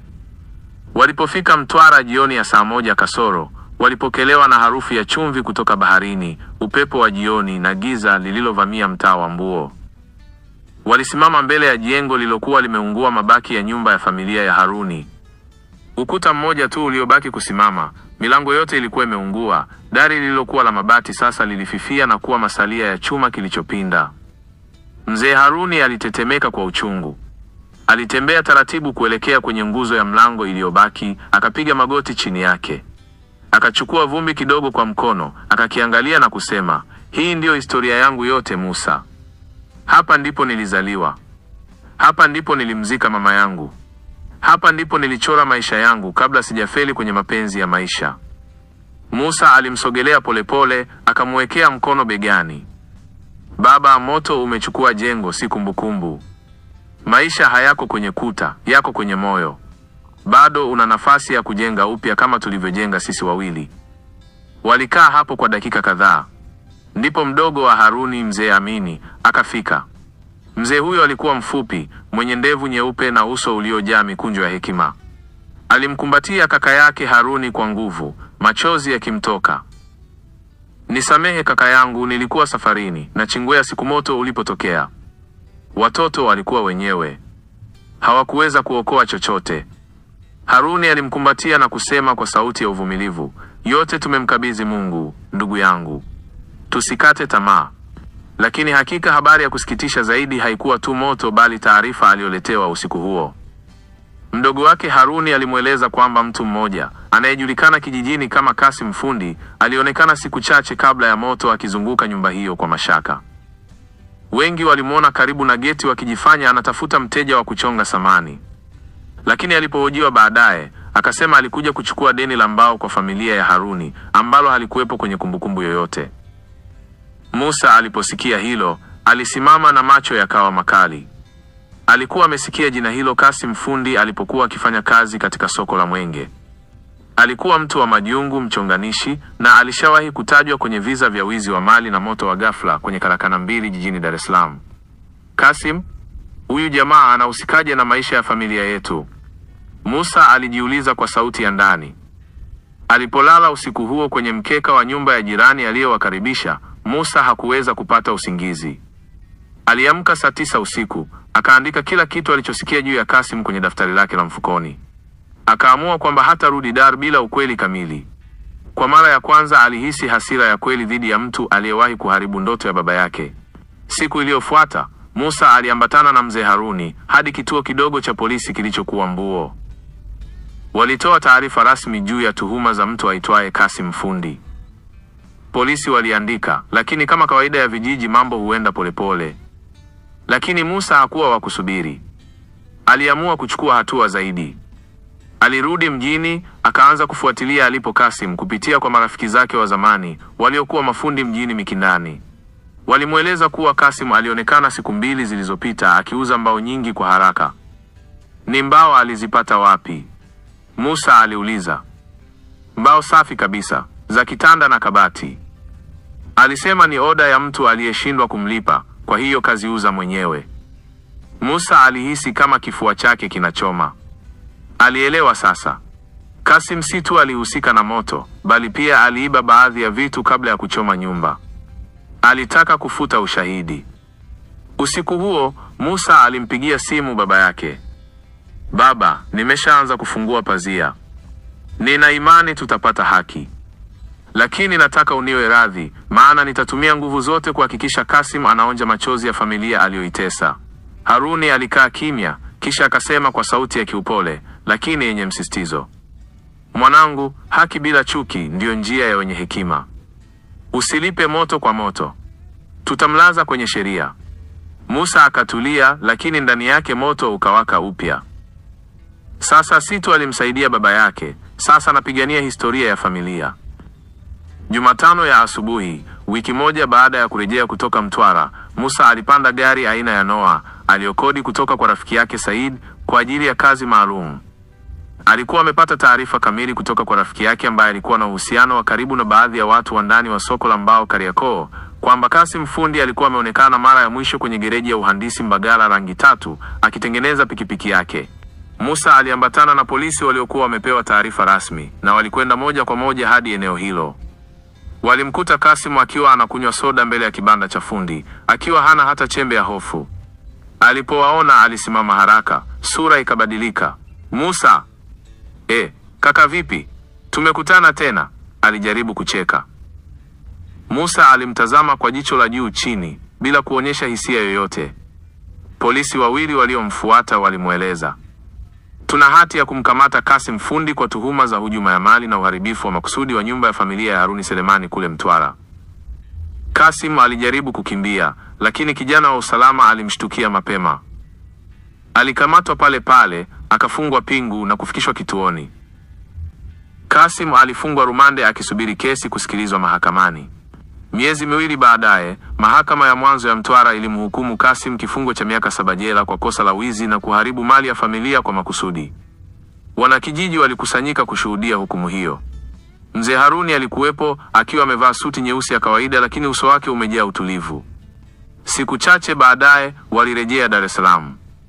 Musa aliendelea na karakana yake, na siku moja ya Jumamosi walipokuwa wameketi uwanjani nje ya nyumba yao ndogo, Musa alimsogelea baba yake aliyekuwa anakunywa juisi taratibu, kisha akasema kwa tabasamu, "Baba, kuna kitu nataka nikuambie leo." Haruni alimtazama kwa shauku. Musa akamwambia, "Nampenda msichana mmoja. Anaitwa Salma. Naomba unisaidie kwenda kumuomba rasmi kwao mwezi ujao." Haruni alitabasamu, machozi yakimtoka. "Mwanangu, sasa kweli historia inajengwa upya. Tuende wote, maana safari hii hatutachelewa tena. Umekuwa ni sahihi na wewe kuwa na familia sasa, ili uijue dunia vyema. Maisha ni upendo na amani. Wewe na mama yako mmenishibisha hayo kwangu, na wapenda sana." Hakika mmeogelea katika kisima cha burudani na elimu. Kwa kweli hadithi hiyo karibu initoe machozi. Karibuni katika hadithi namba 4, hadithi itakayowapa somo kubwa maishani. Hii ni hadithi ya mtu mwenye moyo wa dhahabu aliyefariki akijaribu kuingilia ugomvi wa wanandoa ili kutetea maisha ya mmoja wao. Karibu. Saa 11 jioni Uswahilini, mitaa ya Tandale ilikuwa na harakati za kawaida. Wauzaji mboga wakipanga mafungu yao vyema, watoto wakicheza mpira wa plastiki katikati ya barabara. Kwenye kona ya baa ndogo, sauti za mziki wa taarab na kelele za watu waliokuwa wakinywa zilijaa hewani. Barwaka, mwanaume mwenye moyo wa huruma na anayejulikana kama msamaria mwema mtaani, alikuwa akirudi nyumbani baada ya kumaliza kazi ya kuchomelea mageti. Ghafla alisikia kelele za mwanamke zikilia kwa uchungu, "Wewe usinipige tena, kwa jina la Mungu leo sikubali." Kelele hizo zilitoka nyumba moja fupi yenye paa la bati lililochakaa. Baraka aliharakisha kwenda pale, moyo wake ukimwambia kuna dhulma. Alipofika, aliona mwanaume akimvuta mke wake kwa nguvu, mkono mmoja ukiwa na panga na mwingine ukimpiga kofi. Majirani walikuwa wanatazama kutoka mbali, wakihofia kuingilia. Baraka hakuweza kuvumilia, alikimbia akisema kwa sauti ya mamlaka, "Acha bwana, mwanamke si wa kupigwa namna hii, sio vizuri, acha." Lakini hakujua kwamba kuanzia dakika hiyo, maisha yake yalikuwa kwenye mshale wa mwisho, yakihesabiwa kwa sekunde chache za kumalizika. Mwanaume aliyeitwa Kasim aligeuka na macho ya hasira, uso wake ukiwa na mishipa iliyochuruzika kwa ghadhabu. "Wewe ni nani kuingilia mambo yangu? Huyu ni mke wangu," alibwatuka akimkazia macho Baraka. Mwanamke alishika tumbo lake akiomboleza kwa maumivu. Baraka alipumua kwa kina akijaribu kuwa mtulivu. Kasim, hakuna haki ya kumpiga hivi. Wacha tuongee kama wanaume wenye akili. Watu wachache walikuwa wamekusanyika kushuhudia kisa hicho, wengine wakibishana, huyu Baraka anajitakia balaa. Huyo Kasim ni mjeuri, huyo jamaa ni kichaa mjue. Lakini Baraka hakusikia hayo. Akiwa hajui kwamba siku hiyo ilikuwa ni mwisho wa maisha yake.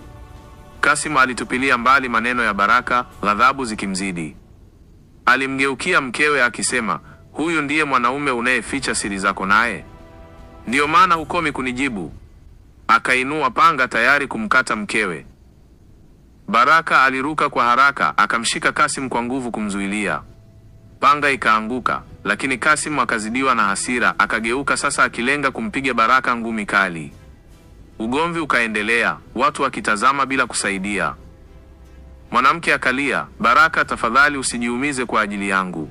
Lakini Baraka, mwanaume wa imani na moyo wa kusaidia, alijua angeweza kufa kuliko kuona damu ya mwanamke ikimwagika.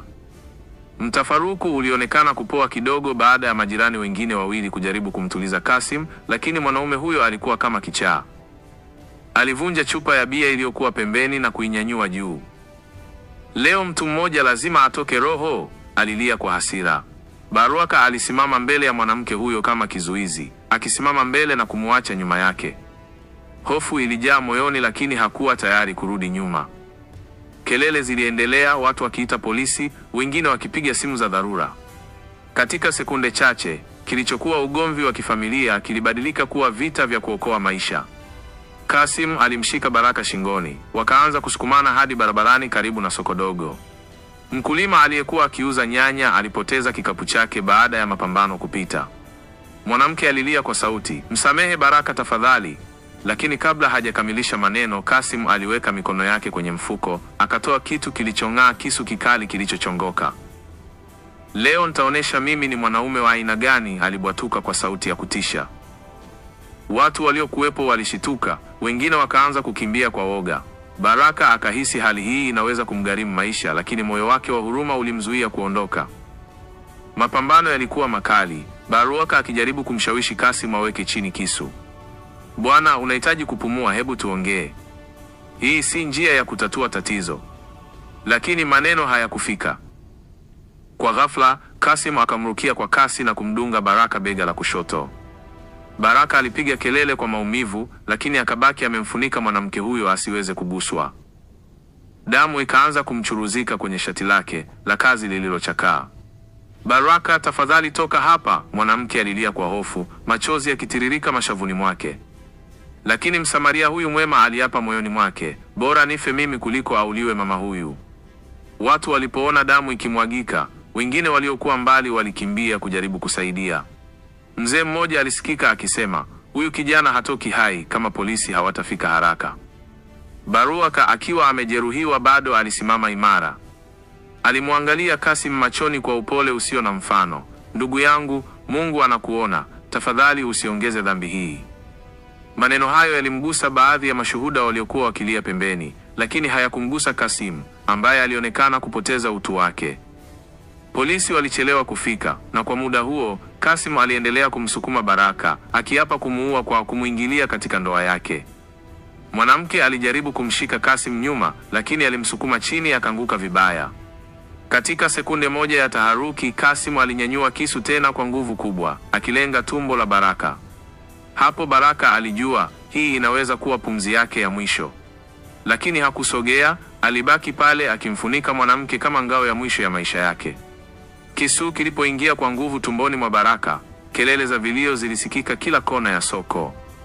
Baraka alipiga kelele ndogo kisha akasujudu taratibu chini, uso wake ukiwa umejaa uchungu lakini pia amani fulani. Alijua alifanya alichoweza kuokoa roho ya mwingine.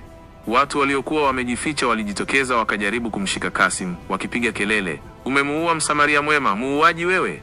Mwanamke alilia kwa uchungu, akimshika Baraka mikononi, damu ikimwagika barabarani, akisema, kwa nini umefanya hivi? Yeye hakustahili.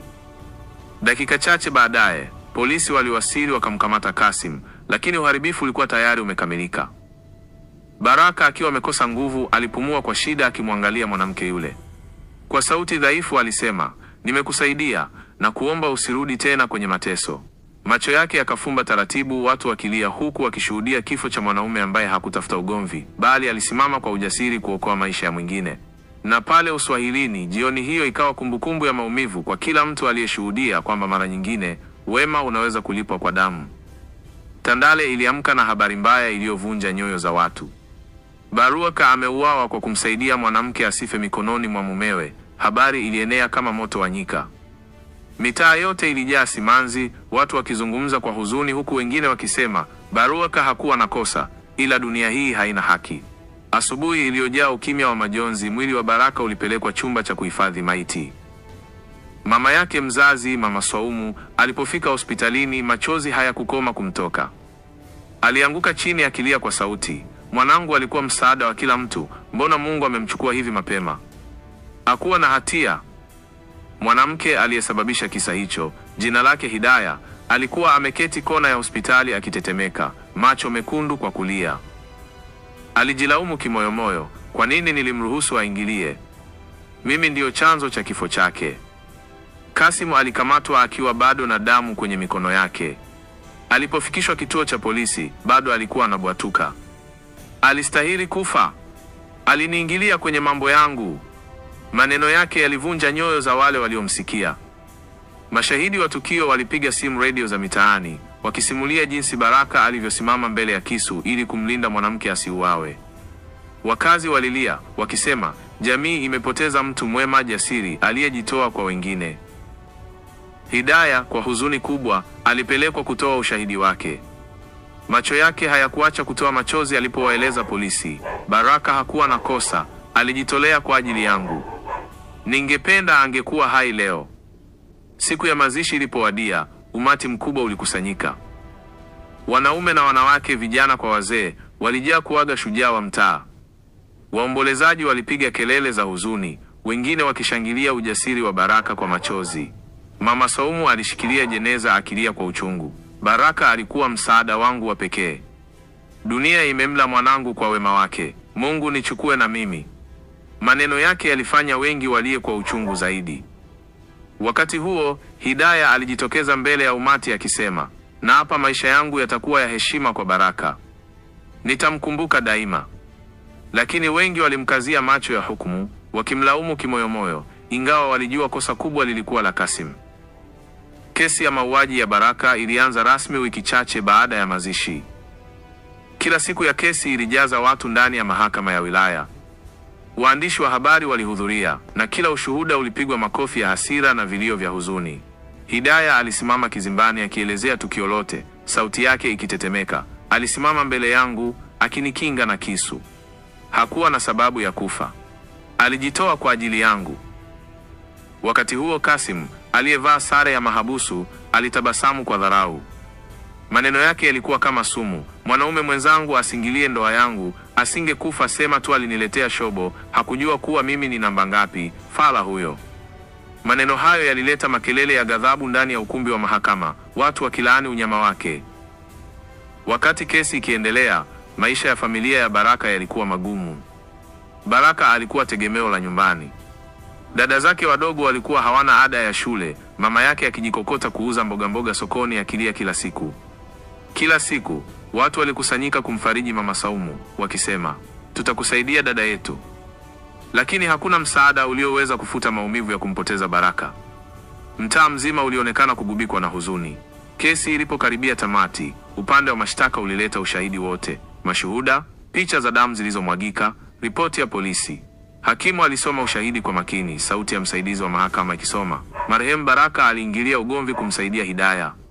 Alijeruhiwa mara 3, jeraha la mwisho lilimchoma moyo na kumuua papo hapo. Hii ilileta vilio vilivyoenea ukumbini. Hata baadhi ya polisi waliokuwa kazini walifuta machozi kimya kimya. Walishuhudia wema wa mtu uliolipwa kwa ukatili wa mwanadamu mwenzake. Wakati huo Kasim alianza kuonesha ishara za majuto. Alisimama kizimbani siku moja akilia kimya kimya. Lakini macho ya watu yalikuwa mazito ya hasira, hawakumsamehe. Alisema, nilihisi wivu, nilikuwa kipofu kwa hasira, lakini sikujua mtu kama Baraka angenikabili kwa ujasiri. Sasa naumia kila siku. Lakini maneno yake hayakufuta maumivu, hayakurudisha uhai wa shujaa huyo. Hidaya alipomwona Kasim akijaribu kuomba msamaha, alikemea, "Samahani zako hazina maana, ulimuua mtu mwema zaidi yako." Hukumu ilipotolewa, mahakama ilijaa ukimya mzito. Hakimu alisema kwa sauti thabiti, "Mahakama hii inakuhukumu kifungo cha maisha jela kwa kosa la mauaji ya makusudi." Mara tu maneno hayo yalipoanguka, kulisikika vilio na makofi kutoka kwa watu waliokuwa wakisubiri haki. Mama Saumu alishika msaafu wake akisema, "Asante Mungu kwa haki, ingawa mwanangu hatarudi tena." Hidaya alilia akimshika Mama Saumu mkono kwa majonzi makubwa. Lakini moyoni mwa watu wote walijua hata hukumu hiyo haingeweza kurudisha uhai wa Baraka, mtu ambaye alijitoa kwa ajili ya roho nyingine. Baada ya hukumu, jina la Baraka likawa gumzo la mtaa. Kila sehemu watu walizungumza ujasiri wake. Waliandika jina lake kwenye ukuta wa soko pale alipouawa, Baraka shujaa wa Tandale. Hidaya alianza kuishi maisha mapya ya toba. Alijitolea kusaidia wanawake waliokuwa wakipitia ukatili wa kifamilia. Kila alipoongea alisema kwa sauti ya huzuni, "Najua jinsi ilivyo kuishi na maumivu. Mtu mmoja alikufa kwa ajili yangu." Mama Saumu alijikokota, akilelewa kwa michango ya watu wenye huruma waliothamini ujasiri wa mwanawe. Lakini kila usiku alilala akilia, akimkumbuka Baraka, akimuona kwenye ndoto akimwambia, "Mama, nilifanya kilichokuwa sahihi." Miaka 2 baadaye, kumbukumbu ya Baraka bado ilikuwa hai. Kila mwaka, watu wa Tandale walikusanyika mahali alipouawa wakifanya maombi na kuimba nyimbo za kumsifu shujaa huyo mwema. Walisema kwa sauti moja, "Baraka alikufa ili kuokoa maisha ya mtu." Dunia haikusahau. Hidaya alihudhuria kila mwaka, akipeleka maua na kupiga magoti, akilia kimya kimya, akiahidi kutokaa kimya kila mwanamke anapopigwa na kuteswa. Lakini hadithi hii ilibaki kama fundisho kubwa, kwamba kuna wema unaogharimu maisha, na kuna mashujaa wa kweli ambao majina yao hayawezi kufutwa na muda. Baraka alikufa, lakini roho yake iliishi mioyoni mwa watu wote aliowagusa. Miaka 3 baada ya kifo cha Baraka, jina lake lilikuwa limeenea hata nje ya Tandale. Mashirika yasiyo ya kiserikali yaliyopinga ukatili wa kijinsia yalitumia kisa chake kama mfano wa ujasiri na kujitolea. Kila semina walipoongea kuhusu ulinzi wa haki za wanawake, walitaja Baraka, shujaa aliyetoa uhai wake kuokoa mwanamke. Mama Saumu alikuwa bado anaishi katika nyumba ndogo ya kupangisha, akilelewa na michango ya watu wenye moyo wa huruma. Kila anapopita sokoni, watu walisimama wakimpa heshima, wakisema, "Huyu ndiye mama wa shujaa." Lakini moyoni mwake, majeraha ya kumpoteza mwana pekee hayakuwahi kupona. Hidaya, aliyebaki hai kwa sababu ya Baraka, aligeuza maisha yake kabisa. Alianzisha kikundi cha wanawake kilichoitwa Wema ni Baraka, kikiwasaidia wanawake waliokuwa wakipitia manyanyaso ya kifamilia. Kila mara aliwaambia wanachama wapya, "Usiogope kuondoka kwenye mateso. Nilipona kwa sababu mtu mmoja alitoa uhai wake kwa ajili yangu." Lakini kila usiku alipolala, ndoto za Baraka zikimlinda zilimjia tena na tena. Ndoto hizo ziliwasha moto wa toba moyoni mwake, moto wa kuhakikisha kifo cha Baraka hakikuwa cha bure. Wakati huo, Kasim alibaki gerezani akihudumia kifungo cha maisha. Alianza kubadilika taratibu. Kila siku alipoamka akakumbuka sura ya Baraka akimzuia kumdunga mkewe, alijawa na hatia isiyo na kifani.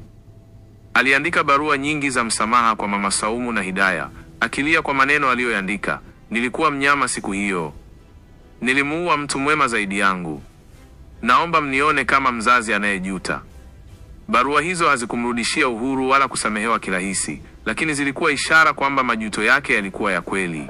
Kila mwaka siku ya kumbukumbu ya kifo cha Baraka, watu walijaa sokoni pale alipouawa, wakiweka mishumaa na maua. Vijana waliokuwa wakikua walielezwa hadithi yake, wakifunzwa thamani ya kusimama kwa haki bila kuogopa. Mama Saumu, ingawa alibaki na maumivu, alianza kuishi kwa matumaini mapya. Alijua mwanawe hakuwa ameondoka bure, alibaki kuwa mfano wa upendo na ujasiri. Machozi yake yalipungua kidogo kila mara alipowaona vijana wakiahidi kuwa na moyo wa kusaidiana.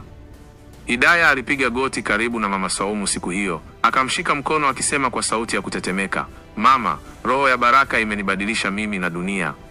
Sitawahi kumruhusu mtu mwingine apitie mateso niliyopitia." Miaka 5 baada ya kifo cha Baraka, serikali ya jiji la Dar es Salaam ilitoa heshima ya kipekee. Barabara moja ilipewa jina mtaa wa Baraka Shujaa.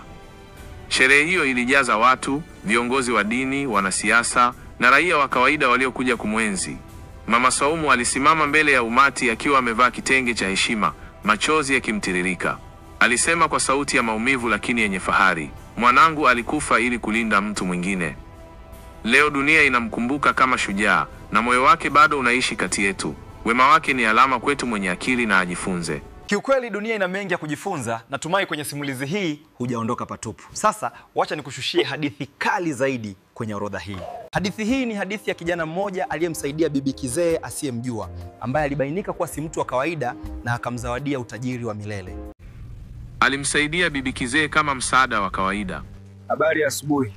Mama. Nzuri mwanangu. Naona una mzigo mzito. Naweza kukusaidia kuubeba? Lakini alipotembea mbele kidogo, bibi alipotea ghafla na kumwachia mzigo.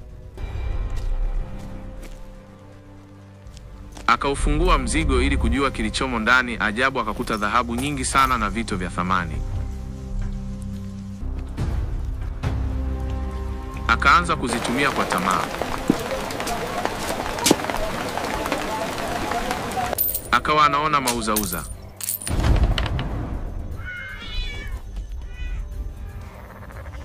Akaitwa porini na yule bibi na kuambiwa, Dhahabu yote ni mali yako, tumia bila kuvunja masharti. Hii ni hadithi ya Sufiani, kijana mwenye roho ya huruma iliyompa utajiri. Hadithi hii itakufunza kuwa kutenda wema kidogo ni bora zaidi kuliko kutokutenda kabisa. Kabla ya kuanza hadithi hii, gonga like mwanangu, gonga kabisa. Kisha niambie kwenye komenti umependezwa na nini kwenye hii hadithi. Bila kupoteza muda, tuanze. Asubuhi ya mvua nyepesi. Kulikuwa na baridi ndogo ya asubuhi, anga likiwa limefunikwa na mawingu mazito, manyunyu madogo yakinyesha taratibu. Sufiani, kijana mwenye heshima na roho ya upole, alikuwa akitembea taratibu akielekea sokoni kununua mahitaji ya nyumbani. Alikuwa ni kijana anayejulikana kijijini kwa unyenyekevu wake, akiwaheshimu wakubwa na kusaidia yoyote anayehitaji msaada bila kutegemea malipo. Katikati ya njia ya vumbi yenye matope yaliyotokana na mvua ya usiku, alimuona bibi kizee amekaa kando ya njia akionekana kuchoka. Bibi huyo alikuwa amevaa kanga ya rangi ya bluu iliyofifia, mkononi akishikilia mzigo uliokuwa umefungwa kwa gunia dogo. Uso wake ulikuwa umejaa mikunjo, lakini macho yake yalikuwa na mwanga wa ajabu, mwanga wa upole na hekima.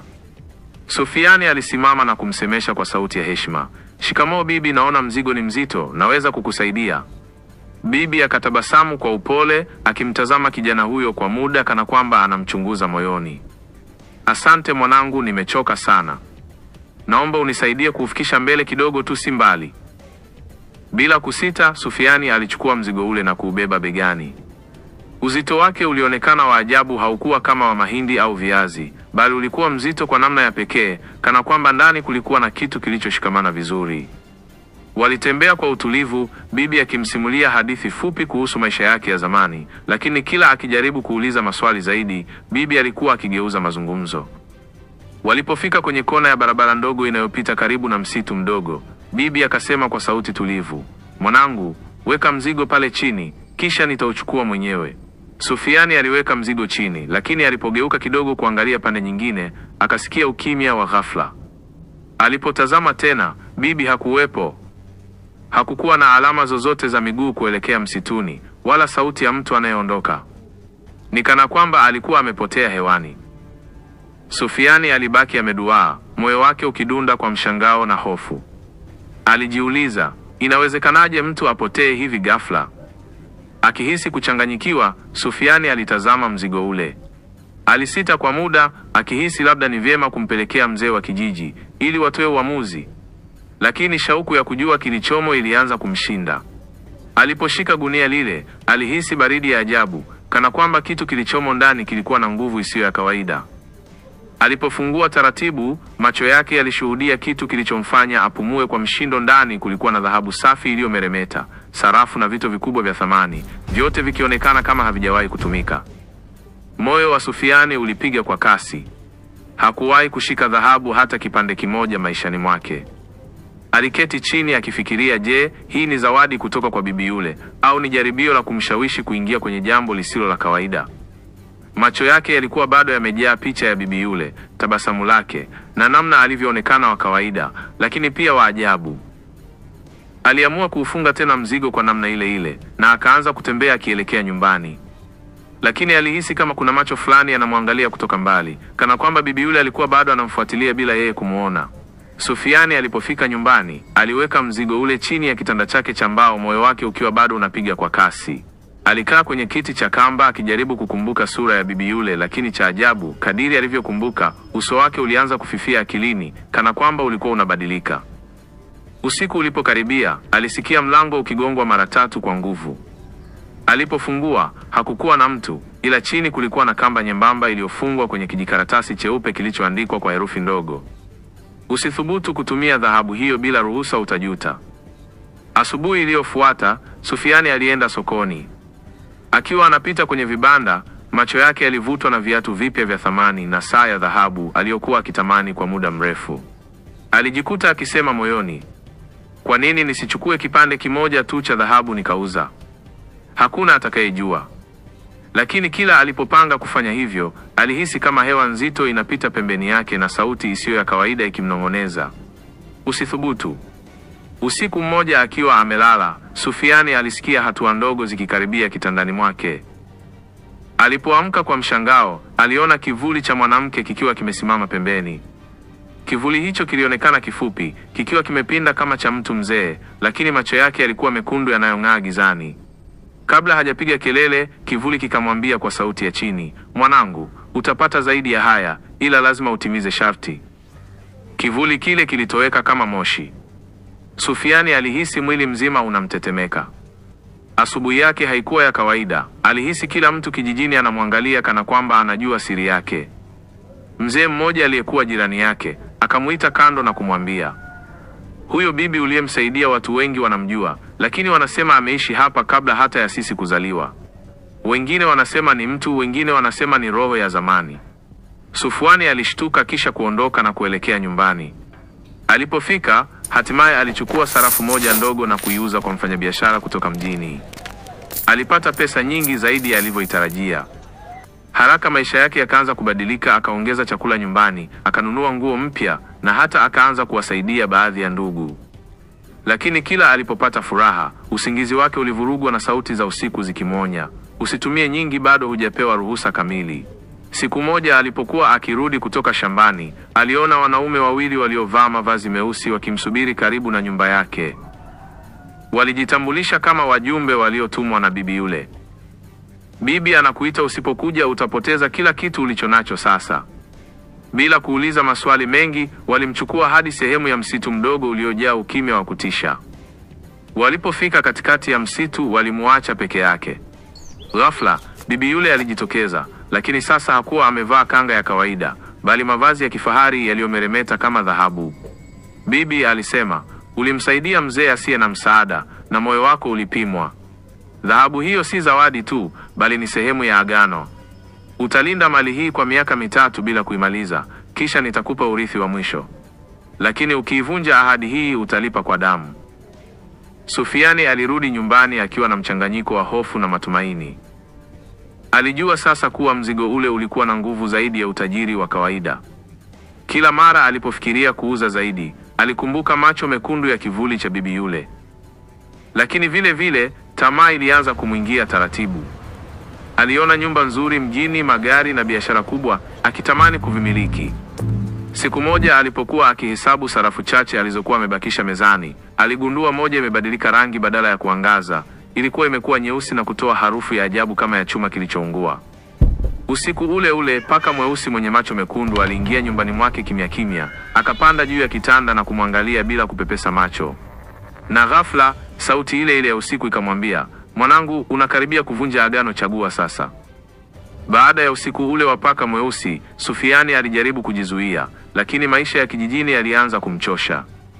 Aliona jinsi watu wengine walivyokuwa wakinunua mashamba, magari na kufungua biashara kutokana na misaada au urithi wa kifamilia.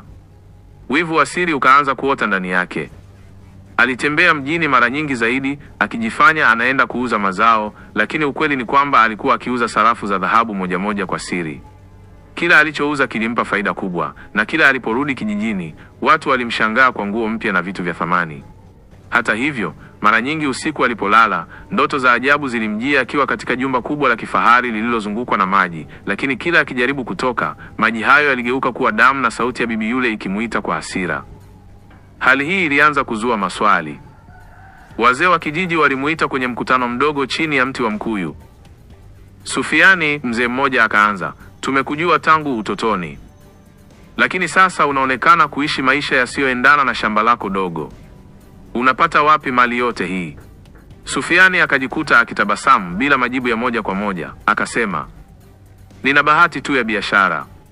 Lakini moyoni mwake hofu iliongezeka. Alijua kwamba endapo watu watafuatilia kwa karibu, siri yake inaweza kufichuka na bibi yule akajua kuwa ameivunja ahadi. Usiku wa siku hiyo hiyo, alipokuwa ameketi sebuleni peke yake, upepo mkali ukaingia kupitia dirisha lililokuwa limefungwa. Vyombo vikadondoka chini, taa ikawashwa yenyewe kisha ikazima. Kwenye kiti cha kona, bibi yule alikaa kimya, macho yake yakimwangalia kwa makini. Nimeona unavyotumia dhahabu bila ruhusa yangu.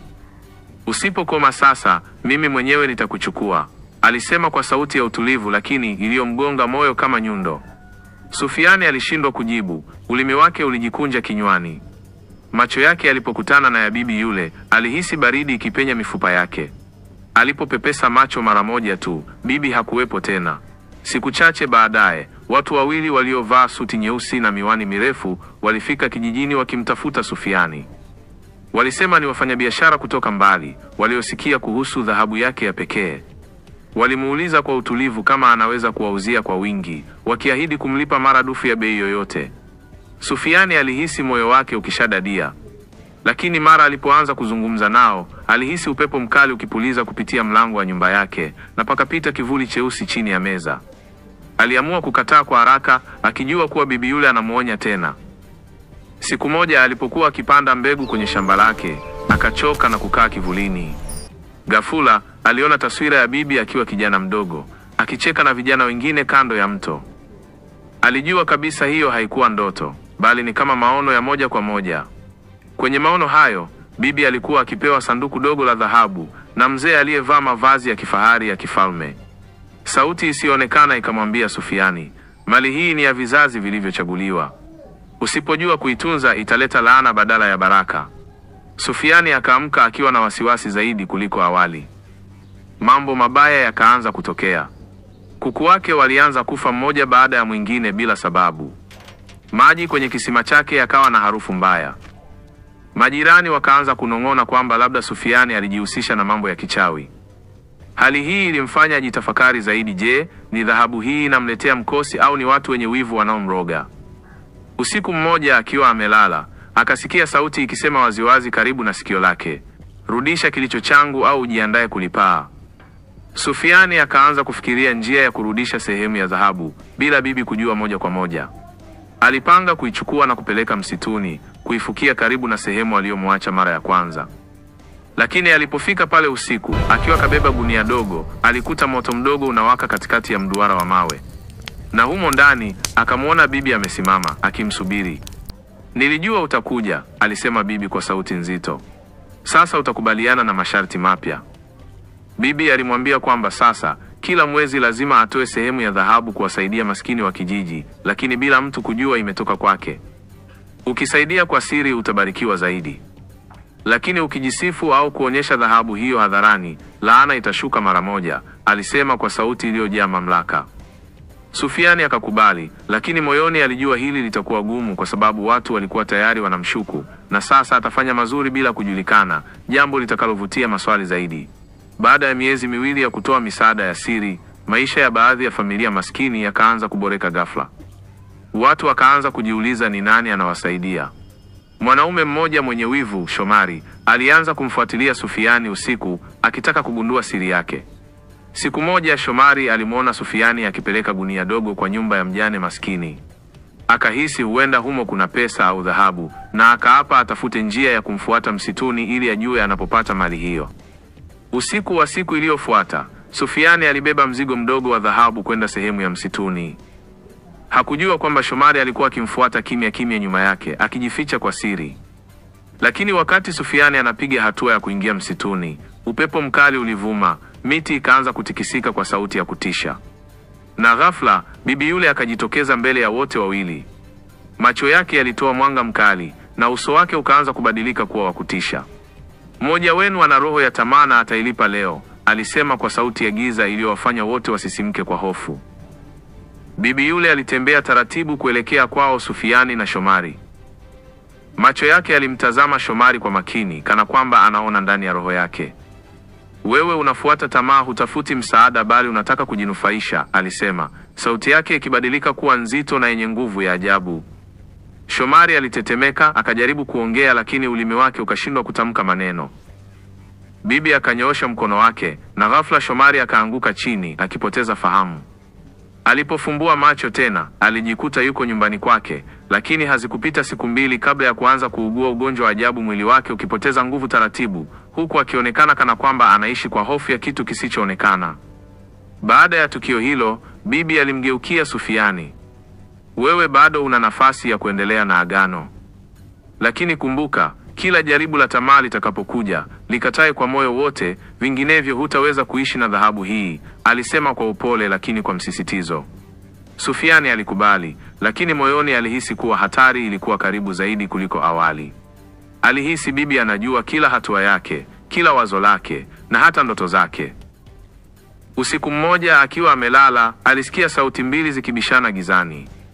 Moja ilikuwa ya bibi ikimtetea na nyingine ilikuwa ya mwanaume asiyejulikana akidai dhahabu hiyo ni yake. "Huyu kijana hajakidhi masharti, nipe mimi," sauti ya mwanaume ilisema kwa hasira. Lakini bibi akajibu kwa uthabiti, "Agano linasimama. Muda wake haujaisha." Sufiani akaamka akivuja jasho, akihisi kuwa kuna nguvu zaidi ya moja inayohusiana na mali hii ya ajabu. Miezi ilipita na siku moja Sufiani alienda mjini kuuza mazao. Alipokuwa sokoni, mwanamke mzee aliyekuwa anauza mikoba alimvuta kando na kumwambia, "Kijana, mzigo ulio nao si wa kawaida. Bibi aliyekupa ni miongoni mwa walinzi wa hazina ya kifalme iliyoishi miaka mingi iliyopita.